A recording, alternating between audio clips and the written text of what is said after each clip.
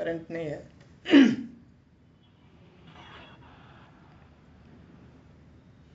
ओम ज्ञानतिमिरान्धस्य ज्ञानाञ्जनशलाकया चक्षुरुन्मिलितं येन तस्मै श्रीगुरुवे नमः। श्रीचैतन्यमनोभीष्टं स्थापितं येन भूतले स्वयं रूपः कदा मह्यं ददाति स्वपदान्ति। वन्देऽहं श्रीगुरुः श्रीयुतापदकमलं श्रीगुरुन् वैष्णवंश श्रीरूपं सागरजातं सहगण रघुनाथं विदान्तं सजीवम् साद्वैतं सावधूतं परिजनसहितं कृष्णचैतन्यदेवं श्रीराधाकृष्णपादान् सहगण ललिता श्रीविशाखान्वितं। हे कृष्ण करुणा सिंधु दीनबंधु जगतपते गोपेश गोपिकाकांत श्री राधा कांत नमस्ते। तप्त कांचन गौरांगी श्री राधे वृंदावनेश्वरी वृषभानुसुते देवी प्रणमामि हरिप्रिये। वाञ्छाकल्पतरुभ्यश्च कृपा सिन्धुभ्यैव च पतितानां पावनेभ्यो वैष्णवेभ्यो नमो नमः। जय श्री कृष्ण चैतन्य प्रभु नित्यानंद श्री अद्वैत गदाधर श्रीवासादि गौर भक्तवृंद। हरे कृष्ण कृष्ण कृष्ण हरे हरे, हरे राम राम राम हरे हरे। कृष्ण कृष्ण कृष्ण हरे हरे, हरे राम राम राम हरे हरे। कृष्ण कृष्ण कृष्ण हरे हरे, हरे राम राम राम। मुखं करोति वाचालं पंगुं लंघयते गिरिं यत्कृपातमहं वन्दे श्रीगुरुदीनतारिणं। परमानन्दमाधवं श्रीचैतन्येश्वरं। हरि ओम तत्सत्।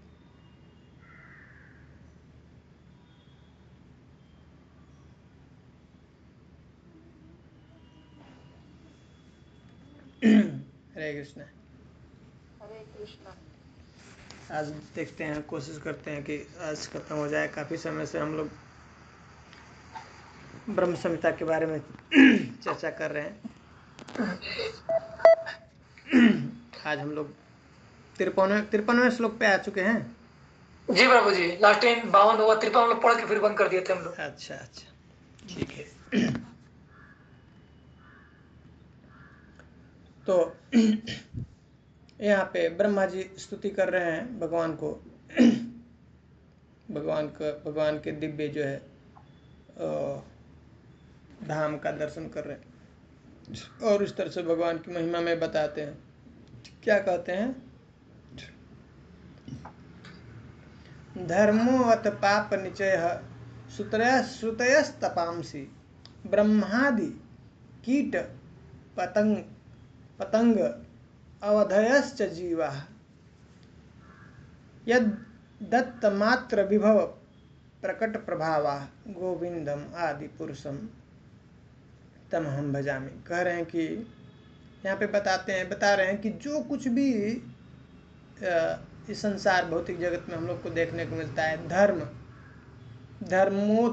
धर्म पाप निचय, सब पाप, श्रुति जो वेद हैं, तप जो तपस्या करते हैं, जो योग करते हैं, ब्रह्मा आदि, ब्रह्मा से लेकर कीट पतंग, जो कीट पतंग हैं वहाँ तक, ब्रह्मा से लेकर छोटे जीवों तक, सबके अंदर यद्दत्त मात्र विभव प्रकट प्रभाव, कैसे उनके अंदर ये शक्ति कैसे प्रकट होती है। अलग अलग प्रकार से लोग कैसे ऐसा जो आचरण करते हैं, वो व्यवहार करते हैं, उनके अंदर शक्ति कैसे, वो कह रहे भगवान की कृपा के द्वारा भगवान उनके अंदर ये शक्ति देते हैं, उनको देते हैं। इस वजह, इस तरह से तो ब्रह्मा से लेके सब जीव जो है इस भौतिक जगत में अपने कार्य करते हैं, अपने जो है शक्ति का प्रदर्शन करते हैं। ऐसे आदि पुरुष गोविंद को मैं भजन करता हूँ। ठीक है। सभी धर्म, पाप समूह, वेद, तपस्याएं और ब्रह्मा से लेकर कीट पतंग तक समस्त प्रकट जीव जिनके द्वारा प्रदत्त शक्तियों से पालित होते हैं, भगवान की शक्तियों के द्वारा इस सब के अंदर जो शक्तियाँ भगवान प्रदत्त करते हैं और उसके द्वारा ये सब जीव इस भौतिक जगत में पालित होते हैं। ऐसे उस आदि पुरुष भगवान गोविंद को मैं भजन करता हूँ।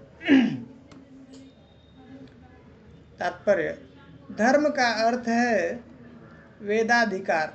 ए बेटा गौरांगी थोड़ा सा इसको ऑन कर देना बेटा, लाइट गौरांगी को बोलो ऑन करने।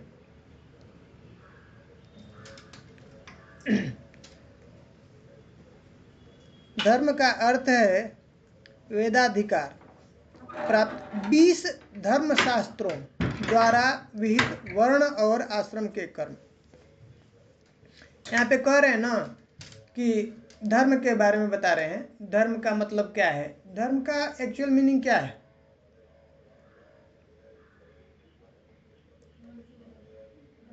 धर्मम तो साक्षात भगवत प्रणीतम। तो धर्म का एक्चुअल मीनिंग है भगवान की इच्छा, यही परम धर्म है। और उसको क्या है, शास्त्रों में वेदों में ऐसे नियम के आधार पे बताया। जैसे इस भौतिक जगत में व्यक्ति अगर सुरक्षित रहना चाहता है, सेफ रहना चाहता है और दंड से वंचित रहना चाहता है, तो उसको क्या करना पड़ता है? गवर्नमेंट ने जो कुछ नियम बनाए, नियम कानून बनाए, उसका क्या करता है? वो पालन करता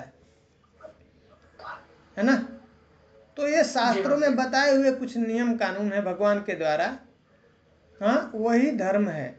और ये बहुत गुह्य है धर्म, जो कि वेदों में बताया है। श्रुति है, श्रुति जो श्रुति के अंदर अभी बताएंगे प्रभुपाद जी, इसमें बताते हैं श्रुतियों की श्रेणी में क्या क्या है। ऋग्वेद है, सामवेद है, यजुर्वेद है, अथर्ववेद है, ये सब जो है, और उपनिषद, ये सब क्या है? श्रुति है। ठीक है।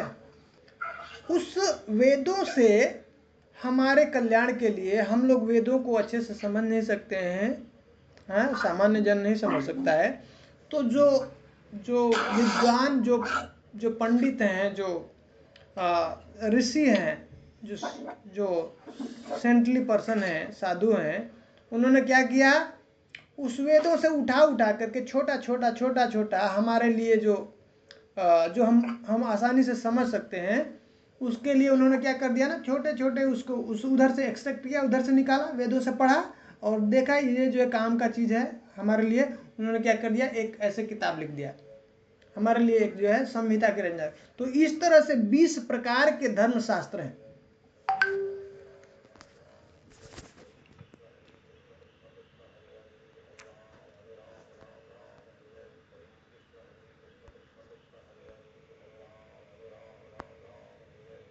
बीस प्रकार कह रहे हैं ना, वेदाधिकार प्राप्त 20 धर्म शास्त्र हैं। जैसे हम लोगों के लिए, हमारे जो माता पिता, जो मनुष्य हैं, मनु, हम लोग किससे आते हैं? मनु से आते हैं।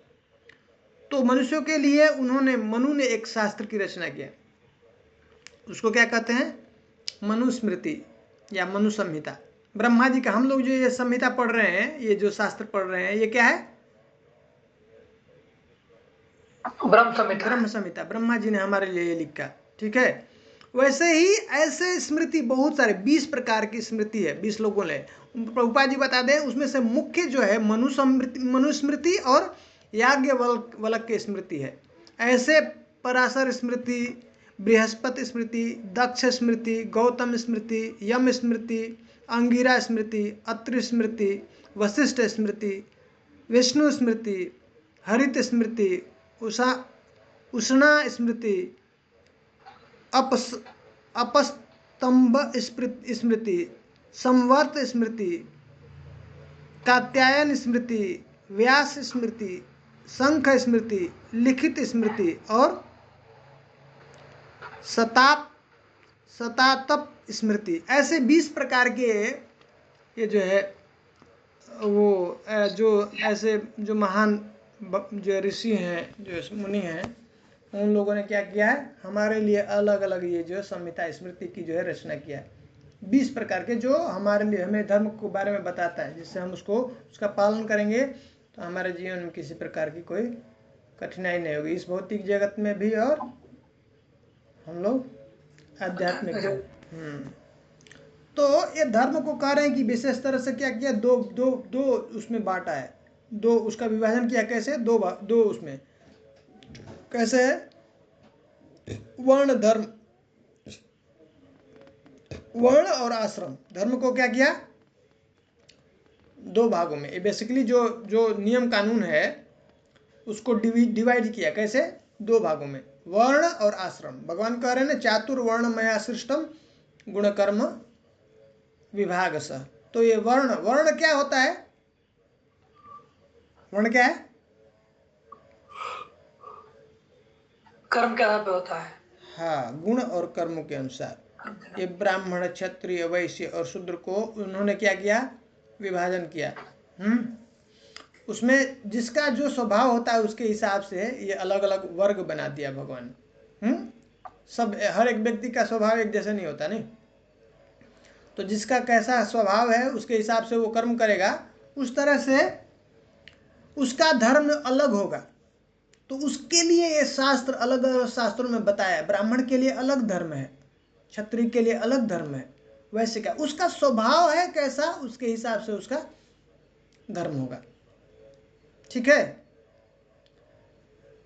एवं आश्रम धर्म वे कर्म है जो ब्रह्मचर्य, गृहस्थ, वानप्रस्थ और संन्यास के यथा योग्य आश्रमियों के उपयुक्त होते हैं। और जो है आश्रम क्या होता है?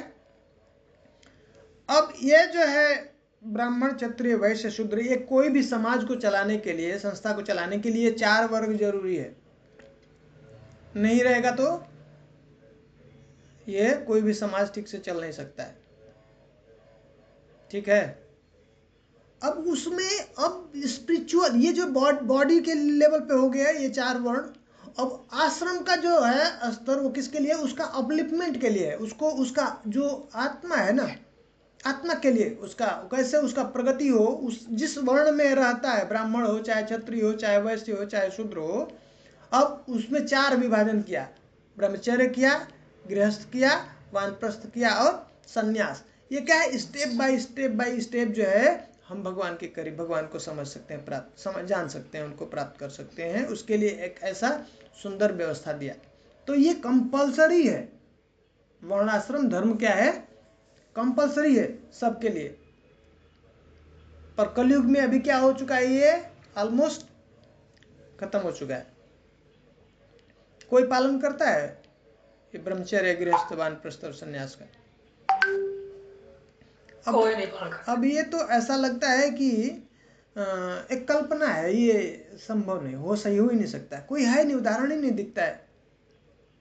कोई दिखता है समाज में ऐसा कोई पालन कर रहा है? ब्रह्मचर्य किया, गृहस्थ ज्वाइन किया, उसके बाद वानप्रस्थ लिया, फिर उसके बाद संन्यास लिया, कुछ है ऐसा?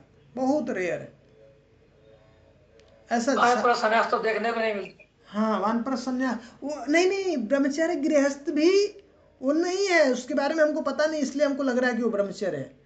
ऐसा नहीं कि जो शादी नहीं किया है, अभी बैचलर है, वो ब्रह्मचर्य है, ऐसा नहीं है। जो शादी कर लिया वो गृहस्थ हो गया, ऐसा नहीं है। उसका मीनिंग हम लोगों को पता नहीं है, ब्रह्मचर्य क्या है, गृहस्थ क्या है। तो पढ़ेंगे भागवतम तो पता चलेगा। वानप्रस्थ संन्यास तो हमको समझ में आ रहा है, भाई घर से बाहर निकलना है, छोड़ना है संन्यास, इसलिए हम उसको ऐसा समझ। हाँ, ये तो जनरली ऐसा है, हम सब लोग मान लेते हैं कि ब्रह्मचर्य है। नहीं, ऐसा नहीं, बहुत कठिन है ये व्रत। तो शास्त्रों में बताया है कि कैसे हम ये दोनों वर्ण और आश्रम का अगर पालन करते हैं तो हम लोग इस जीवन में भी सुखी रह करके और अगला जीवन भी हमारा हमेशा के लिए ऐसे सुखी रह सकते हैं। धर्म को बता रहे हैं, धर्म का अगर हम पालन करते हैं। और ये सब जो है मानव जाति के समस्त आचरण इन्हीं 2 विभागों में निहित करे। देखिए, सब जाति के लिए ये आचरण दो उसमें 2 विभाग किया धर्म का, वर्ण और आश्रम।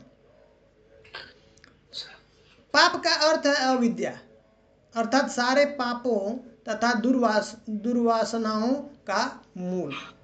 घोर व्यभिचार, उससे उत्पन्न पाप तथा साधारण पाप अर्थात समस्त प्रकार के अवैध आचरण भी पाप कहे गए। देखिए कितना सुंदर बात बता रहे हैं यहाँ पे कि कोई भी जो कार्य करते हैं ना, हम लोग भक्ति रसामृत पढ़ेंगे तो वहाँ पे बताते हैं कि अन्य अभिलाषिता शून्यम ज्ञान कर्म आदि अनावृतम अनुकूल्येन कृष्णानुशीलनम भक्तिर उत्तमा।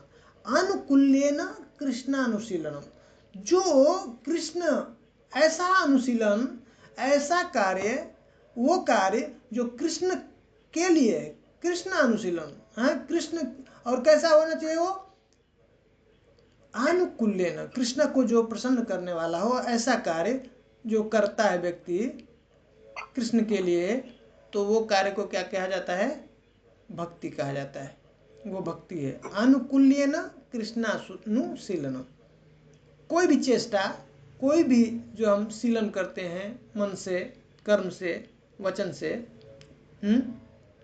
वो अगर कृष्ण के अलावा किया जा रहा है तो क्या है, भक्ति नहीं है।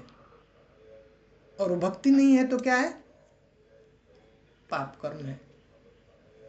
पाप कर्म नहीं कहेंगे, कर्म ऐसा है वो लिप्त करने वाला है, इस संसार भव बंधन में फंसाने वाला है। वो कर्म दो प्रकार के हो सकते हैं, पाप हो सकता है और पुण्य कर्म होता है। पाप और पुण्य दोनों ही कर्म इस भव बंधन में बांधने वाले हैं। पाप कर्म करते हैं तो दुख भोगना पड़ता है, दुख भोगने के लिए हमको आना पड़ता है, जन्म लेना पड़ता है, अलग अलग योनियों में जन्म लेना पड़ सकता है। और पुण्य कर्म करते हैं तो हमको सुंदर शरीर, सुंदर जो है कुल प्राप्त हो सकता है, हाँ? जन्म ऐश्वर्य सुता से भी कह रहे हैं ना कुंती महाराज। यह जो है पुण्य का प्रताप है। अगर कोई व्यक्ति को अच्छे कुल में जन्म मिलता है, ऐश्वर्य उसके पास में, धन है, वो धनी ही व्यक्ति है, और उसके पास में ज्ञान है, तो ये सब जो है प्रभाव किसका है, पुण्य का। उसको उच्च लोक में जो है जन्म प्राप्त हो सकता है, वहाँ पे वो पुण्य का भोग करता है, उसका सुख का भोग करता है।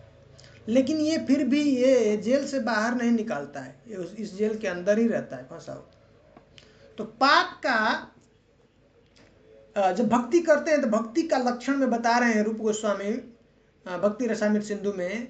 जैसे ही भक्ति शुरू होती है, फर्स्ट स्टेज पे, भक्ति 3 स्टेज है, साधना भक्ति, भावा भक्ति और प्रेमा भक्ति। फर्स्ट स्टेज में साधना भक्ति में ही करें जो है, उस भक्ति का 6 कैरेक्टरिस्टिक्स है, उसके 6 लक्षण होते हैं।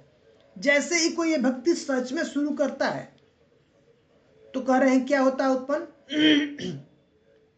क्लेश अग्नि।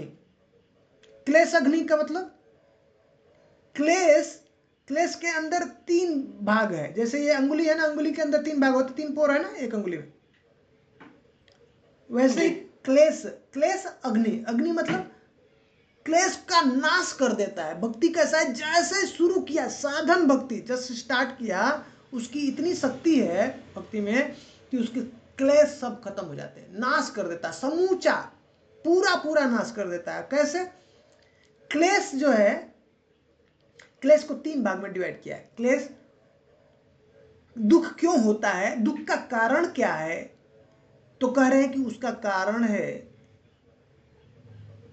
पाप। पाप व्यक्ति करता है, कोई गलत आचरण करता है, कोई गलत कार्य करता है, जिसके वजह से व्यक्ति क्या करता है, दुख भोगता है। और पाप क्यों होता है, क्यों कोई व्यक्ति पाप करता है, क्यों कोई व्यक्ति पुण्य करता है, उसके पीछे कारण क्या है, पाप करने का कारण क्या है, पाप करने में कोई व्यक्ति क्यों लिप्त होता है, क्या क्यों, कौन सी ऐसी चीज है जो उसको ऐसा प्रेरित करती है कि वो पाप करे। तो कहते हैं कि पाप का उसका कारण है बीज, पापम बीजम। और क्या है, पाप बीज। बीज क्या है, जब कोई व्यक्ति पाप करता है तो क्या होता है, उसके ना इम्प्रेशन दिमाग में, उसके माइंड पे बन जाता है, उसका वासना है, पाप काम वासना, उसको पाप बीज कहते हैं। पाप इमीडिएट नहीं होता है, पाप मतलब एक्शन में आ गया, हमने पाप कर्म कर दिया, लेकिन कर्म इमीडिएट नहीं होता है, उसके पहले क्या होती है, हमारे अंदर वो काम वासनाएं होती हैं, वो वासनाएं हैं हमारे अंदर, वो हमको, व्यक्ति को प्रेरित करती है उसको करने के लिए। उसको क्या कहते हैं, बीज। बीज बीज बीज। जैसे अच्छा, पहले ये समझ लेते हैं, फिर हम लोग पाप के ऊपर डिस्कस करेंगे अच्छे से।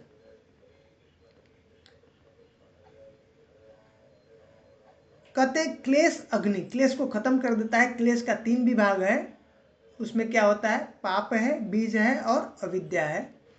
पाप कर्म है। पाप एक्शन में जब हम आते हैं तब वो जो कार्य करते हैं वो पाप होता है। पाप को करने के लिए जो इंस्पायर, जो प्रेरणा है, वो जो प्रेरित करता है, उसका कारण क्या है, व्यक्ति के अंदर वासनाएं हैं। एक बार जब व्यक्ति कोई चोरी करता है, कुछ गलत कार्य करता है, फिर से उसको अब उत्साह मिलता है, फिर से दोबारा वो करने के लिए उसको प्रेरणा मिलता है ना, फिर से वो करता है। वो उसका इम्प्रेशन उसके जो है माइंड में बैठ जाता है। तो और ये जो होता है, जो वासनाएं हो, काम वासनाएं जो उसके मन में आती है, ये इसका मुख्य जो कारण है, रूट काज क्या है, अविद्या है, इग्नोरेंस है, अज्ञानता है। जब व्यक्ति अपना स्वरूप भूल जाता है, मेन इग्नोरेंस, मेन अविद्या क्या है, स्टार्टिंग में जब क्रिएशन होता है ना, तभी ब्रह्मा जी ने बनाया अविद्या। अगर ये अविद्या नहीं होती तो हम संसार में जीव फंसता नहीं। ये अज्ञानता हो जाती है, हम भूल जाते हैं भगवान को, भगवान का हमारे साथ क्या संबंध है वो हम भूल जाते हैं। और फिर से हम यहाँ पे अपने को, स्वयं को कंट्रोलर, हम अपने को स्वयं को मालिक समझने लगते हैं, और फिर हम अपने लिए हम ये सब कार्य करने लगते हैं, अपने भोग की सब व्यवस्था करने लगते हैं। और यहाँ से हमारा ये कर्म बंधन, कर्म का ये चक्कर शुरू हो जाता है। पाप को पद्म पुराण में बता रहे हैं कि 2 भागों में डिवाइड किया है पाप को। क्लेश को 3 भाग में डिवाइड किया, क्या, पापम, बीजम और अविद्या। पाप को 2 भाग में ब्रॉडली, उसको फिर से 4 भाग में डिवाइड करेंगे।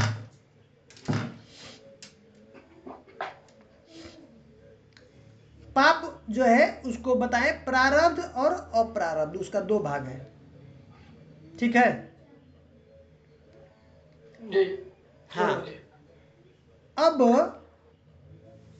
एक जगह पे बता रहे हैं इसको कि ये जो अलग अलग जो कर्म है ना, इसको कैसे कैसे ये सब फलीभूत होता है। हम जो कार्य करते हैं, जो कर्म करते हैं, कैसे उसका उसको कहते हैं तीन बेसिकली तीन भाग में डिवाइड किया है। कैसा है, एक प्रारब्ध, एक अप्रारब्ध। हाँ, अब उसके अंदर प्रारब्ध और एक संचित कर्म होता है और एक क्रियमाण। 4 हुआ। तो प्रारब्ध और अप्रारब्ध, प्रारब्ध का मतलब जो फल के रूप में पक चुका है, अब खाने योग्य हो चुका है, उसको क्या बोलते हैं, प्रारब्ध। अप्रारब्ध जो इनविजिबल है, हमको दिख नहीं रहा, आंखों के सामने दिख नहीं रहा, प्रकट नहीं हुआ अभी। कूट बोलते हैं ना प्रभु जी। हाँ, कूट, बीज और प्रारब्ध है ना, 3 है। हाँ, कूट बीज है और प्रारब्ध और अप्रारब्ध, और प्रारब्ध फल है। प्रारब्ध फल है, ठीक है। तो हम अलग अलग कर्म के बारे में ऐसे चर्चा कर रहे हैं। ये संचित कर्म है, प्रारब्ध, अप्रारब्ध, और क्या है, एक उसको बोलते हैं क्रियमाण या आगामी, ठीक है। तो पहला अभी हम लोग समझने की कोशिश करते हैं। प्रारब्ध, प्रारब्ध मतलब जो फल के रूप में, फल, हाँ, जो रेडी है। जैसे हमने कुछ खाया, कुछ मान लीजिए गलत खा लिया या बहुत ज़्यादा खा लिया, तो अभी शुरू हो गया वोमिटिंग, शुरू हो गया हमारा, हाँ, उल्टी हो रहा है, हाँ, दस्त हो रहा है, ऐसा लूज मोशन स्टार्ट हो गया। तो ये क्या हुआ, वो हम भुगत रहे हैं। मतलब जो भी दुख या सुख जो अभी हम भुगत रहे हैं, अभी हमको बढ़िया अच्छा घर मिल गया, पंखा के, हम एसी के अंदर ऐसे बैठ करके काम कर रहे हैं, भोजन मिल रहा है, ये सब क्या है, किसका फल है, अच्छे कर्म का फल, प्रारब्ध है, प्रारब्ध का फल। प्रारब्ध, ये फल पक चुका है, और अभी मान लीजिए हमको कुछ चोट लग गया या कोई बीमारी हो गई, तो ये क्या है, ये भी प्रारब्ध का फल है। दुख और सुख जो भी हम अभी करंटली हमको मिल रहा है। तो मोटा मोटी कैसे बोलते हैं संचित कर्म क्या है? जो व्यक्ति हम लोग जो है ये जीव क्या है, अलग अलग अलग अलग अलग अलग ऐसे शरीर बदल रहा है ना, तो ऐसे करोड़ों जन्म हम जो है जन्म ले चुके हैं। तो अभी इस जन्म के अलावा पहले जितना भी हमने जन्म लिया है उसमें जो हमने कर्म किया है उस सब कर्मों का एक जगह हमारा ढेर बना हुआ है, राशि है। उस कर्म को क्या कहते हैं? संचित कर्म, या उसको क्या कहते हैं? अप्रारब्ध कर्म। ठीक है। मतलब जैसे हम लोग खेतों में कोई भी चीज उपज करते हैं ना, हम लोग गेहूं है, धान है, सब डालते हैं और फिर बाद में कटाई करते हैं। कटाई करने के बाद ले जाकर के हम लोग उसको रख देते हैं ना स्टोर रूम में। ऐसा बहुत सारा ऐसा ढेर राशि बन गया उसका धान का, गेहूं का ना। और उसमें से मान लीजिए हमने गए और स्टोर से थोड़ा सा एक बोरी जो है अनाज उससे हमने बाहर निकाल लिया, वो हमारे महीने भर का खर्च के लिए, साल भर के खर्च के लिए, चलाने के लिए। तो वो जो हमने उसमें से निकाल लिया वो क्या हो गया? प्रारब्ध।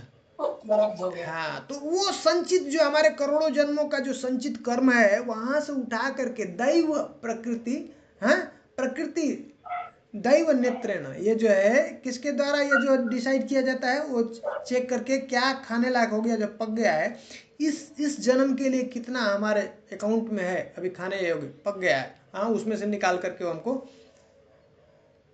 दे देती है प्रकृति। दैव नेत्रेण, ये जो है किसके जो है उसके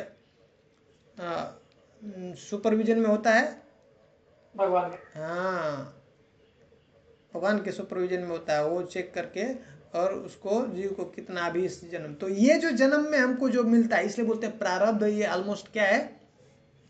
फिक्स है।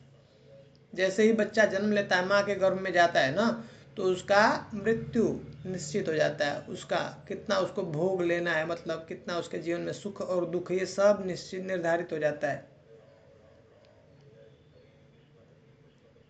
जैसे कोई व्यक्ति जब जर्नी करता है तो जाकर के जब ट्रेन में बैठता है तब नहीं व्यवस्था करता है अभी भोजन पानी का कितना क्या क्या व्यवस्था है, वो सब पहले प्लानिंग होती है। नहीं जी, पहले से लेकर चलते हैं कितना। हाँ, पहले से उसमें कितना खर्च होगा, कहाँ पे खाना पीना, कहाँ सोना, कितना कपड़ा चाहिए, वो सब बुकिंग। तो बुकिंग के टाइम में ही पूछता है कहाँ उतरना है ना, काउंटर पे जब बुक करते हैं टिकट। तो वैसे ही जैसे जीव गर्भ माँ के गर्भ में प्रवेश करता है उसी समय उसका निर्धारित हो जाता है कहाँ कब उतरेगा, कब जो है इसका मृत्यु होगा। मृत्यु पहले निश्चित हो जाती है। तो ये जो जीवन में जो कुछ भी उसको सुख और दुख भोगना है, ये इसको क्या कहते हैं? प्रारब्ध कर्म। ये किसका है? किसके अंदर आता है? प्रारब्ध कर्म के अंदर, जो हमको अभी मिल रहा है, रेडी है, हम उसको यूज कर रहे हैं। ठीक है, अकाउंट में पैसा है, अकाउंट से हमने निकाल लिया, अभी हम अभी इसको खर्च कर रहे हैं, तो हमारे अकाउंट में है संचित कर्म, जो स्टोर है हमारे करोड़ों जन्मों से उधर, वो क्या है? अप्रारब्ध है, संचित कर्म है। उसमें से थोड़ा हमने निकाल लिया और उसको अभी हम जो है यूज कर रहे हैं, तो वो उसको क्या कहते हैं? प्रारब्ध। समझ में आ रहा है ना? हाँ, एक्चुअली उसी को टर्मिनोलॉजी, उसको टर्म दिया है। अब उसको उसके पीछे और दो स्टेज लगा दिया है। ये जो अप्रारब्ध और प्रारब्ध, हमने देखा पाप में दो भाग डिवाइड किया, अप्रारब्ध और प्रारब्ध ना, उसके बीच में दो स्टेज और डाल दिया है। वहां पे पद्म पुराण में बता रहे हैं, रूप गोस्वामी वहां से लेकर के कोट कर रहे हैं भक्ति रसामृत सिंधु में, कि पाप जो अप्रारब्ध है, अप्रारब्ध मतलब ये संचित कर्म जो स्टोर है हमारे पिछले करोड़ों जन्मों का, जो है हमारा जो खाता है, जो हमारा कर्म है, उसका सब अकाउंट उधर है, हैं? उसमें से बहुत बड़ा ढेर है। तो अब मान लीजिए उसमें से निकाल कर मुझे फिर से उसको क्या करना, हमारा बीज है और फिर से नेक्स्ट साल में नेक्स्ट ईयर हमको क्या करना है, कुछ फिर से बीजारोपण करना है, फिर से हमको कुछ धान या गेहूं का बीज लगाना है। तो क्या किया हमने, उसमें से कुछ जो है कितना खेत है उसके हिसाब से हमने उससे बीज निकाला और फिर से हम क्या करेंगे, खेत में वो बीज को डालेंगे। तो वो जो संचित कर्म है उसमें से थोड़ा सा हमने बीज उठाया, एक जगह उसका बनाया ढेर, उस जो थोड़ा सा बड़े से ढेर में से थोड़ा सा ढेर बनाया, थोड़ा सा 1 बोरी 2 बोरी 5 बोरी जितना भी हमको वो खेत की बुआई करना है उसमें से निकाल लिया। तो वो जो है उस ढेर को क्या बोलते हैं, कूटम। संचित कर्म। कूटम नहीं, संचित कर्म तो टोटल कर्म हो गया, पूरा पिछले करोड़ों जन्मों का, अब से पहले जब से हम जन्म लेते आ रहे हैं वो सब का जो है लेखा जोखा रिकॉर्ड है, ऐसा भंडार बड़ा हुआ है हमारे कर्मों का, उसको संचित कर्म कहते हैं या अप्रारब्ध कर्म करते हैं। अभी वो फलीभूत नहीं हुआ, उसमें से थोड़ा सा निकाल करके अलग जगह ऐसा हमने उसमें से बीज निकाल करके एक जगह ढेर बनाया, थोड़ा सा ढेर, उस बड़े से ढेर में से छोटा सा, हाँ उसको क्या बोलते हैं, कूट। और उस कूट को ले जाके जब खेत में डालेंगे बीज को तो बीजम होता है। अब बीज को खेत में डालेंगे तो बीज होगा, फिर तब फल आएगा ना, अंकुरित होगा, फिर पौधा बढ़ेगा, हाँ फूल आएगा, फिर उसके बाद फल आएगा। जब फल आएगा उसको क्या कहते हैं, प्रारब्ध। ये 2 स्टेज है, अप्रारब्ध से प्रारब्ध के बीच में ये 2 स्टेज है, कूटम और बीजम। कूट और बीज समझ में आ रहा है? जी प्रभु जी। किसी को डाउट है? हरे कृष्णा प्रभु जी। हाँ प्रभु जी, जैसे कि हमारा जो संचित कर्म या जो प्रारब्ध है, प्रारब्ध से हमारे को जो अभी प्रेजेंटली जो मिल रहा है वो कैसे मिल रहा है हमारे को? वो कौन उसको प्रकृति हमारे को देता है क्या? हम उसको अपने आप ही निकाल के उसको यूज करते हैं क्या? ना कैसे ना होता ना, है? वो हमारे हाथ में नहीं है, हमारे हाथ में सिर्फ कर्म करना है, ठीक है। ये प्रकृति दैव नेत्रेण, जो ये जो भी हम लोग काम करते हैं ना, जो भी उसका वो फल जो है डिसाइड होता है कर्मणा दैव नेत्रेण। ये जो भी हमने कर्म किया उसका फल कैसे हमको मिलना है वो दैव नेत्रेण है, वो दैव के जो है अध्यक्षता में वो जो हमको डिसाइड करते हैं और देते हैं। प्रभु जी, जो प्रेजेंट जो कर्मा करते हैं उसके हिसाब से हमारे को ये मिलता है या जो प्रारब्ध जो संचित जो हमने रखा है उसके हिसाब से हमारे को ये फल मिलता है? दोनों के हिसाब से मिलता है। अब जो कर्म हम करेंगे, पहले इतना समझ लीजिए, पहले कंफ्यूज हो जाएंगे ना, पहले इसको समझ लिए। अप्रारब्ध अप्रारब्ध समझ में आए दो। अप्रारब्ध जो अभी फलीभूत नहीं हुआ, ओके ठीक है ना, अभी हमने बीज डाला, हम जो कर्म कर रहे हैं ये अप्रारब्ध है। अभी जो हम लोग काम कर रहे हैं ना, मान लीजिए किसी को हमने एक थप्पड़ मारा या किसी को हमने जाकर के रोटी खिला दिया, ये क्या है, अप्रारब्ध है। अभी उसका रिटर्निंग नहीं हमको मिला। अब मान लीजिए हमने किसी को एक थप्पड़ मारा और बदले में मुझे एक थप्पड़ उसने मार दिया, तो क्या हो गया, तुरंत उसका हमको मिल गया रिटर्न, ये प्रारब्ध हो गया। प्रारब्ध हम अप्रारब्ध अप्रारब्ध दोनों हो गया रेडी। समझ में आ रहा है? कभी कभी प्रभु जी, कभी कभी हमको प्रारब्ध मिल भी सकता है, कभी नहीं मिलता है, लेट मिलता है। हाँ, कभी कभी हमको इस जीवन में ही प्रारब्ध मिल जाता है, और प्रारब्ध जो हमने कर्म किया प्रारब्ध में कन्वर्ट हो जाएगा। कैसे? जैसे इस भौतिक जगत में भी देखते हैं ना, बहुत सारा चीज है ना, जैसे साग सब्जी है, मिर्ची है ना, आलू है, ये सब कैसे बहुत जल्दी फलीभूत हो जाते हैं, मतलब फल दे देते हैं। आप जो है महीने में 15 दिन में जो है डालेंगे और जो है फल आ जाएगा उसके 1-2 महीने के अंदर, आप काट सकते हैं उसको, खा सकते हैं, है ना। मूली गाजर ये सब चीज़ जो है साग सब्जियाँ। लेकिन गेहूँ धान है, इसको समय फल में आने के लिए कितना देर लगता है? मिनिमम 3 महीना। हाँ, 3-4 महीना, 5 महीने, 6 महीने ऐसा लग जाता है। और इससे भी ज़्यादा अगर आपको आम अमरूद ये सब सेब संतरा अगर बनाना है तो साल लगेगा। हाँ, साल 2 साल 4 साल ऐसे तब फल मिलेगा। और उससे भी ज़्यादा इमली है, ये सब आपको जैसे कटहल है और जो है आपका ऐसा जो आपका नारियल है, ये सब काफ़ी समय लग जाता है इसको फल आने के लिए। तो वैसे ही हमारे जीवन में कुछ जो है जो कर्म है वो उसका फल इमीडिएट मिल जाता है, किसी किसी का ये लाइफ लग जाता है, किसी का 4 लाइफ, कोई कर्म का फल हमको भुगतने के लिए 10 लाइफ, किसी का कर्म भुगतने के लिए 50 लाइफ भी लग जाएगा। समझ में? इसी एग्जाम्पल धृतराष्ट्र है। हाँ, धृतराष्ट्र जो है प्रश्न करते हैं एक बार भगवान से, हमने तो दिखा नहीं हमको कि हमने अपने जन्म में ऐसा कुछ कार्य किया है, मेरे ही आंखों के सामने ऐसा 100 मेरे ही बच्चों की ऐसे मृत्यु हो गई, मुझे देखना पड़ रहा है हैं, और मेरा आंख जो है, मैं जन्म से अंधा हूँ, मैंने ऐसा कुछ जन्म में, हमने इस जन्म में तो कुछ देखा, कुछ ऐसा कुछ गलत पाप नहीं किया, काम किया, मुझे ऐसा भुगतना चाहिए। तो उनके पीछे बैक हिस्ट्री बताते हैं उनका, आप पिछले लाइफ बोल रहे हैं कि हमने बहुत सारे हाथ भी दिखाया, हमने अपना अकाउंट भी, अपना जो है गणना होता है ना, चार्ट भी दिखाया बहुत सारे पंडितों से, वो बोलते हैं हमारे पीछे का भी लाइफ ऐसा खराब नहीं है जिससे कि ऐसा हमको ऐसा कष्ट भुगतना पड़े। तो भगवान कहते हैं और उनको 50 लाइफ पीछे, 50 जन्म के पहले वो बताते हैं कि वो एक राजा के वो थे, ऐसा शायद कुक थे, हाँ, खाना बनाने वाले, और वो जा करके ऐसे मार करके पक्षियों को, उनके 10-100 बच्चे थे, उसको उनको जो पक्षी है उसका आँख फोड़ दिया, और वो जो है उसके अंडे हैं सब उसको लेकर के आके बनाए, जिसके वजह से ये फिर से इसको इस जन्म में, अब क्या है कि एक बच्चा को प्राप्त करने के लिए व्यक्ति के जीवन में बहुत ज़्यादा पुण्य होना चाहिए, पुण्य नहीं है तो उसके जीवन में वो बच्चा नहीं कर सकता है, बच्चा नहीं हो सकता उसको।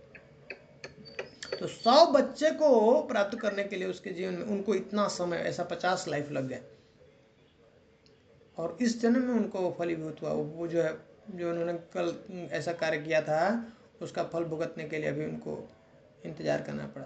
तो ये कर्म इतना कर्मणो गहना गति कर रहे हैं भगवान, बहुत गहन है, इसको समझना बहुत मुश्किल है। तो अप्रारब्ध और प्रारब्ध समझ में आया? जी प्रभु जी। अप्रारब्ध मतलब जो मिला नहीं है, जो अभी बीज के रूप में है, अभी फलीभूत नहीं हुआ है, और जो प्रारब्ध मतलब जो हमको अभी मिल रहा है, जो हमारे जीवन में, इस जीवन में जो कुछ भी हमको मिल रहा है ना, वो सब क्या है? प्रारब्ध। इसलिए इसको बोलते हैं कि प्रारब्ध ऑलमोस्ट फिक्स होता है, बदल नहीं सकता है हमारा कितना अच्छा हमको। प्रभु जी, यहाँ पर एक संशय है, जैसे कि आपने बोला प्रारब्ध कभी उसमें मतलब ये नहीं होता कि मतलब ठीक, मतलब फिक्स होता है, उसमें कम ज्यादा वो नहीं हो सकता। तो जैसे कि हम देखा जाए तो कि कोई अगर वही कृष्णा कॉन्शियस में नहीं है या भगवान की शरणागति में नहीं है या कुछ नहीं है, तो वो लोग बड़े आराम से है, लेकिन जो लोगों ने अभी क्या भगवान की शरणागति में है या फिर भगवान को जो भी जैसे भी हम, लेकिन हमारा लाइफ में वो सारे चीज जो ज्यादा तकलीफ आता है उनको आता नहीं है, तो उसका क्या रीजन है प्रभु जी? नहीं, आप अभी तक आप भक्ति को समझते नहीं, अभी जानते ही नहीं ना, इसलिए हम लोग क्या कर, भक्ति रसामृत सिंधु में रूप गोस्वामी बताते हैं भक्ति का परिभाषा इसलिए सेट किया है, बताया पहले हमको उसके बारे में। व्यक्ति को ऐसे काफ़ी समय तक उसका जीवन निकल जाता है, उसको लगता है भक्ति कर रहे हैं, पर भक्ति नहीं कर रहे हैं। हम लोग भक्ति कर रहे हैं क्या? भक्ति का परिभाषा ही नहीं पता है, इसलिए भक्ति का परिभाषा सेट किया है। अन्य विलासिता शून्यम ज्ञान कर्मादि अनावृतम अनुकूल्यन कृष्णानुशीलनम भक्ति रूप। नारद मुनि जो है भक्ति का डिफिनेशन देते हैं नारद पंचरात्रि में।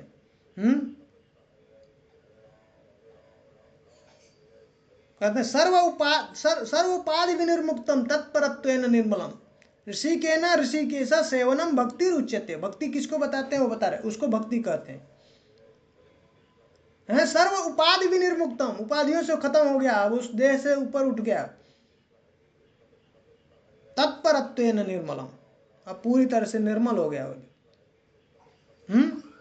अब वो जो ऋषिकेश सेवनम भक्ति रुच्यते, उसको भक्ति कहते हैं। क्या? जब अब पूरी तरह से उसकी इंद्रियां शुद्ध हो चुकी हैं, अब वो अपनी इंद्रियों को भगवान की ऋषिकेश, जब ऋषिकेश की सेवा में लगाता है, उसको कहते हैं भक्ति उच्यते। समझ रहे हैं? प्रभु जी, मेरा क्वेश्चन ये नहीं था, मेरा क्वेश्चन ये था कि मान लीजिए कोई 5 लोगों को हम पकड़ते हैं जो कि भगवान की भक्ति नहीं, मैं जस्ट बोलता हूँ शरणागति में है, या जो भी है जपा करते हैं या भगवान का दर्शन करते हैं, जो भी करते हैं, और 5 लोगों को ले लेते हैं कि जो भौतिक संसार में जो अच्छे खाते पीते रहते, घूमते रहते हैं, लेकिन ये 5 लोग जो शरणागति में, भगवान की शरणागति में, उनको ज्यादा तकलीफ आता है। अगर हमारा प्रारब्ध अगर फिक्स है तो इनको ज्यादा तकलीफ क्यों आता है और इन लोगों को क्यों नहीं आता? नहीं, मेरा क्वेश्चन ये आपका भ्रम है, ये आपका भ्रम है। आप देखे ही नहीं ठीक से, आप देखे ही नहीं, झांक के देखे नहीं। आप थोड़ा जा करके उसके जीवन झांक के देखिए, जाके देखिए कैसे कराह रहे हैं, कैसे हेल्प के लिए परेशान है, उनका जीवन में क्या चल रहा है आपको पता ही नहीं। वो खाली ऊपर से दिखाते हैं ऊपर कि से बहुत ऐसा खुश आपको हैं। दिख रहा है कि खुश है। आप जा करके मुझे मिला दीजिए किसी को, वो खाली ऊपर से दिखाते हैं कि बहुत कितना खुशी है। दर्द में है, मैं आपको क्या बताऊं, आपको पता नहीं है, दिख रहा है। हाँ, हो सकता है बाहर से ऐसा दिख रहा है, उसके अकाउंट में है, उसका अकाउंट में है, पैसा ले आके खर्च कर रहा है। नाम नहीं मैं लूंगा, किसी का नाम नहीं लेना चाहिए कभी भी हमको। नहीं, नाम नहीं लेते हैं, वही मैं जस्ट जनरली मैं बता रहा हूँ आपको, नाम ले सकते हैं, बता सकते हैं ऐसे आंखों के सामने, पर जब प्रचार में जब भी हम बात कर रहे हैं, इसमें कभी हम लोग को कोशिश करना चाहिए, अवॉइड करना चाहिए। हम लोग सिद्धांत की बात करना चाहिए, प्रिंसिपल। तो ऐसा है किसी के अकाउंट में पैसा है और खर्च कर रहा है। अभी आपके अकाउंट, मान लीजिए आपके अकाउंट में है, करोड़ों है, और रोज 500-500 रुपया बांट रहे हैं यहाँ पे, क्या फर्क पड़ता है? आपके अकाउंट में है सफिशियंट ना, फर्क ही नहीं पड़ता, अकाउंट वैसे ही है। तो कितना भी आप नुकसान करेंगे, गलत करेंगे, कुछ फर्क नहीं पड़ता है।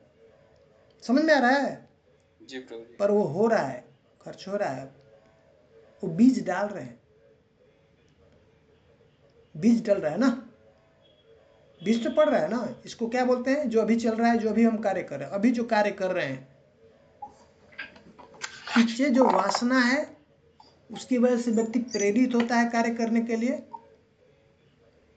स्वभाव की जो बात चल रही है ना, स्वभाव होता है, स्वभाव ऐसे नहीं बनता है, उससे प्रेरित होता है। वो प्रेरित हुआ तो अब वो जो कार्य कर रहा है, ये बीज डाल रहा है। इसको बोलते हैं आगामी या क्रियमाण। जो करेंटली हम जो कार्य कर रहे हैं, एक कर्म हम जो है वो बीज का आरोपण कर रहे हैं अभी करेंटली, उसको बोलते हैं क्रियमाण या आगामी। ये आगे भविष्य में इसका हमको फल प्राप्त होगा, अभी जो हम कार्य कर रहे हैं। समझ रहे हैं? ये दिमाग से आप निकाल दीजिए। नेचर ऐसे ही काम करती है, बिल्कुल स्ट्रिक्ट है वो, सबके साथ वैसे ही व्यवहार करती है, चाहे वो कोई व्यक्ति। ये जो हम कार्य कर रहे हैं, इसमें स्पेशल कृष्णा इसमें रोल लेते हैं। आपको पता नहीं है बाहर की स्थिति में, क्या बताऊं, कितना खतरनाक, कितना भयावह है जो कृष्ण के शरण में नहीं आए। कृष्ण जो है पूरा अनाउंस करते, भगवत गीता में कह रहे हैं, समोहम सर्वभूतेषु न मे देशोस्ति न प्रिय।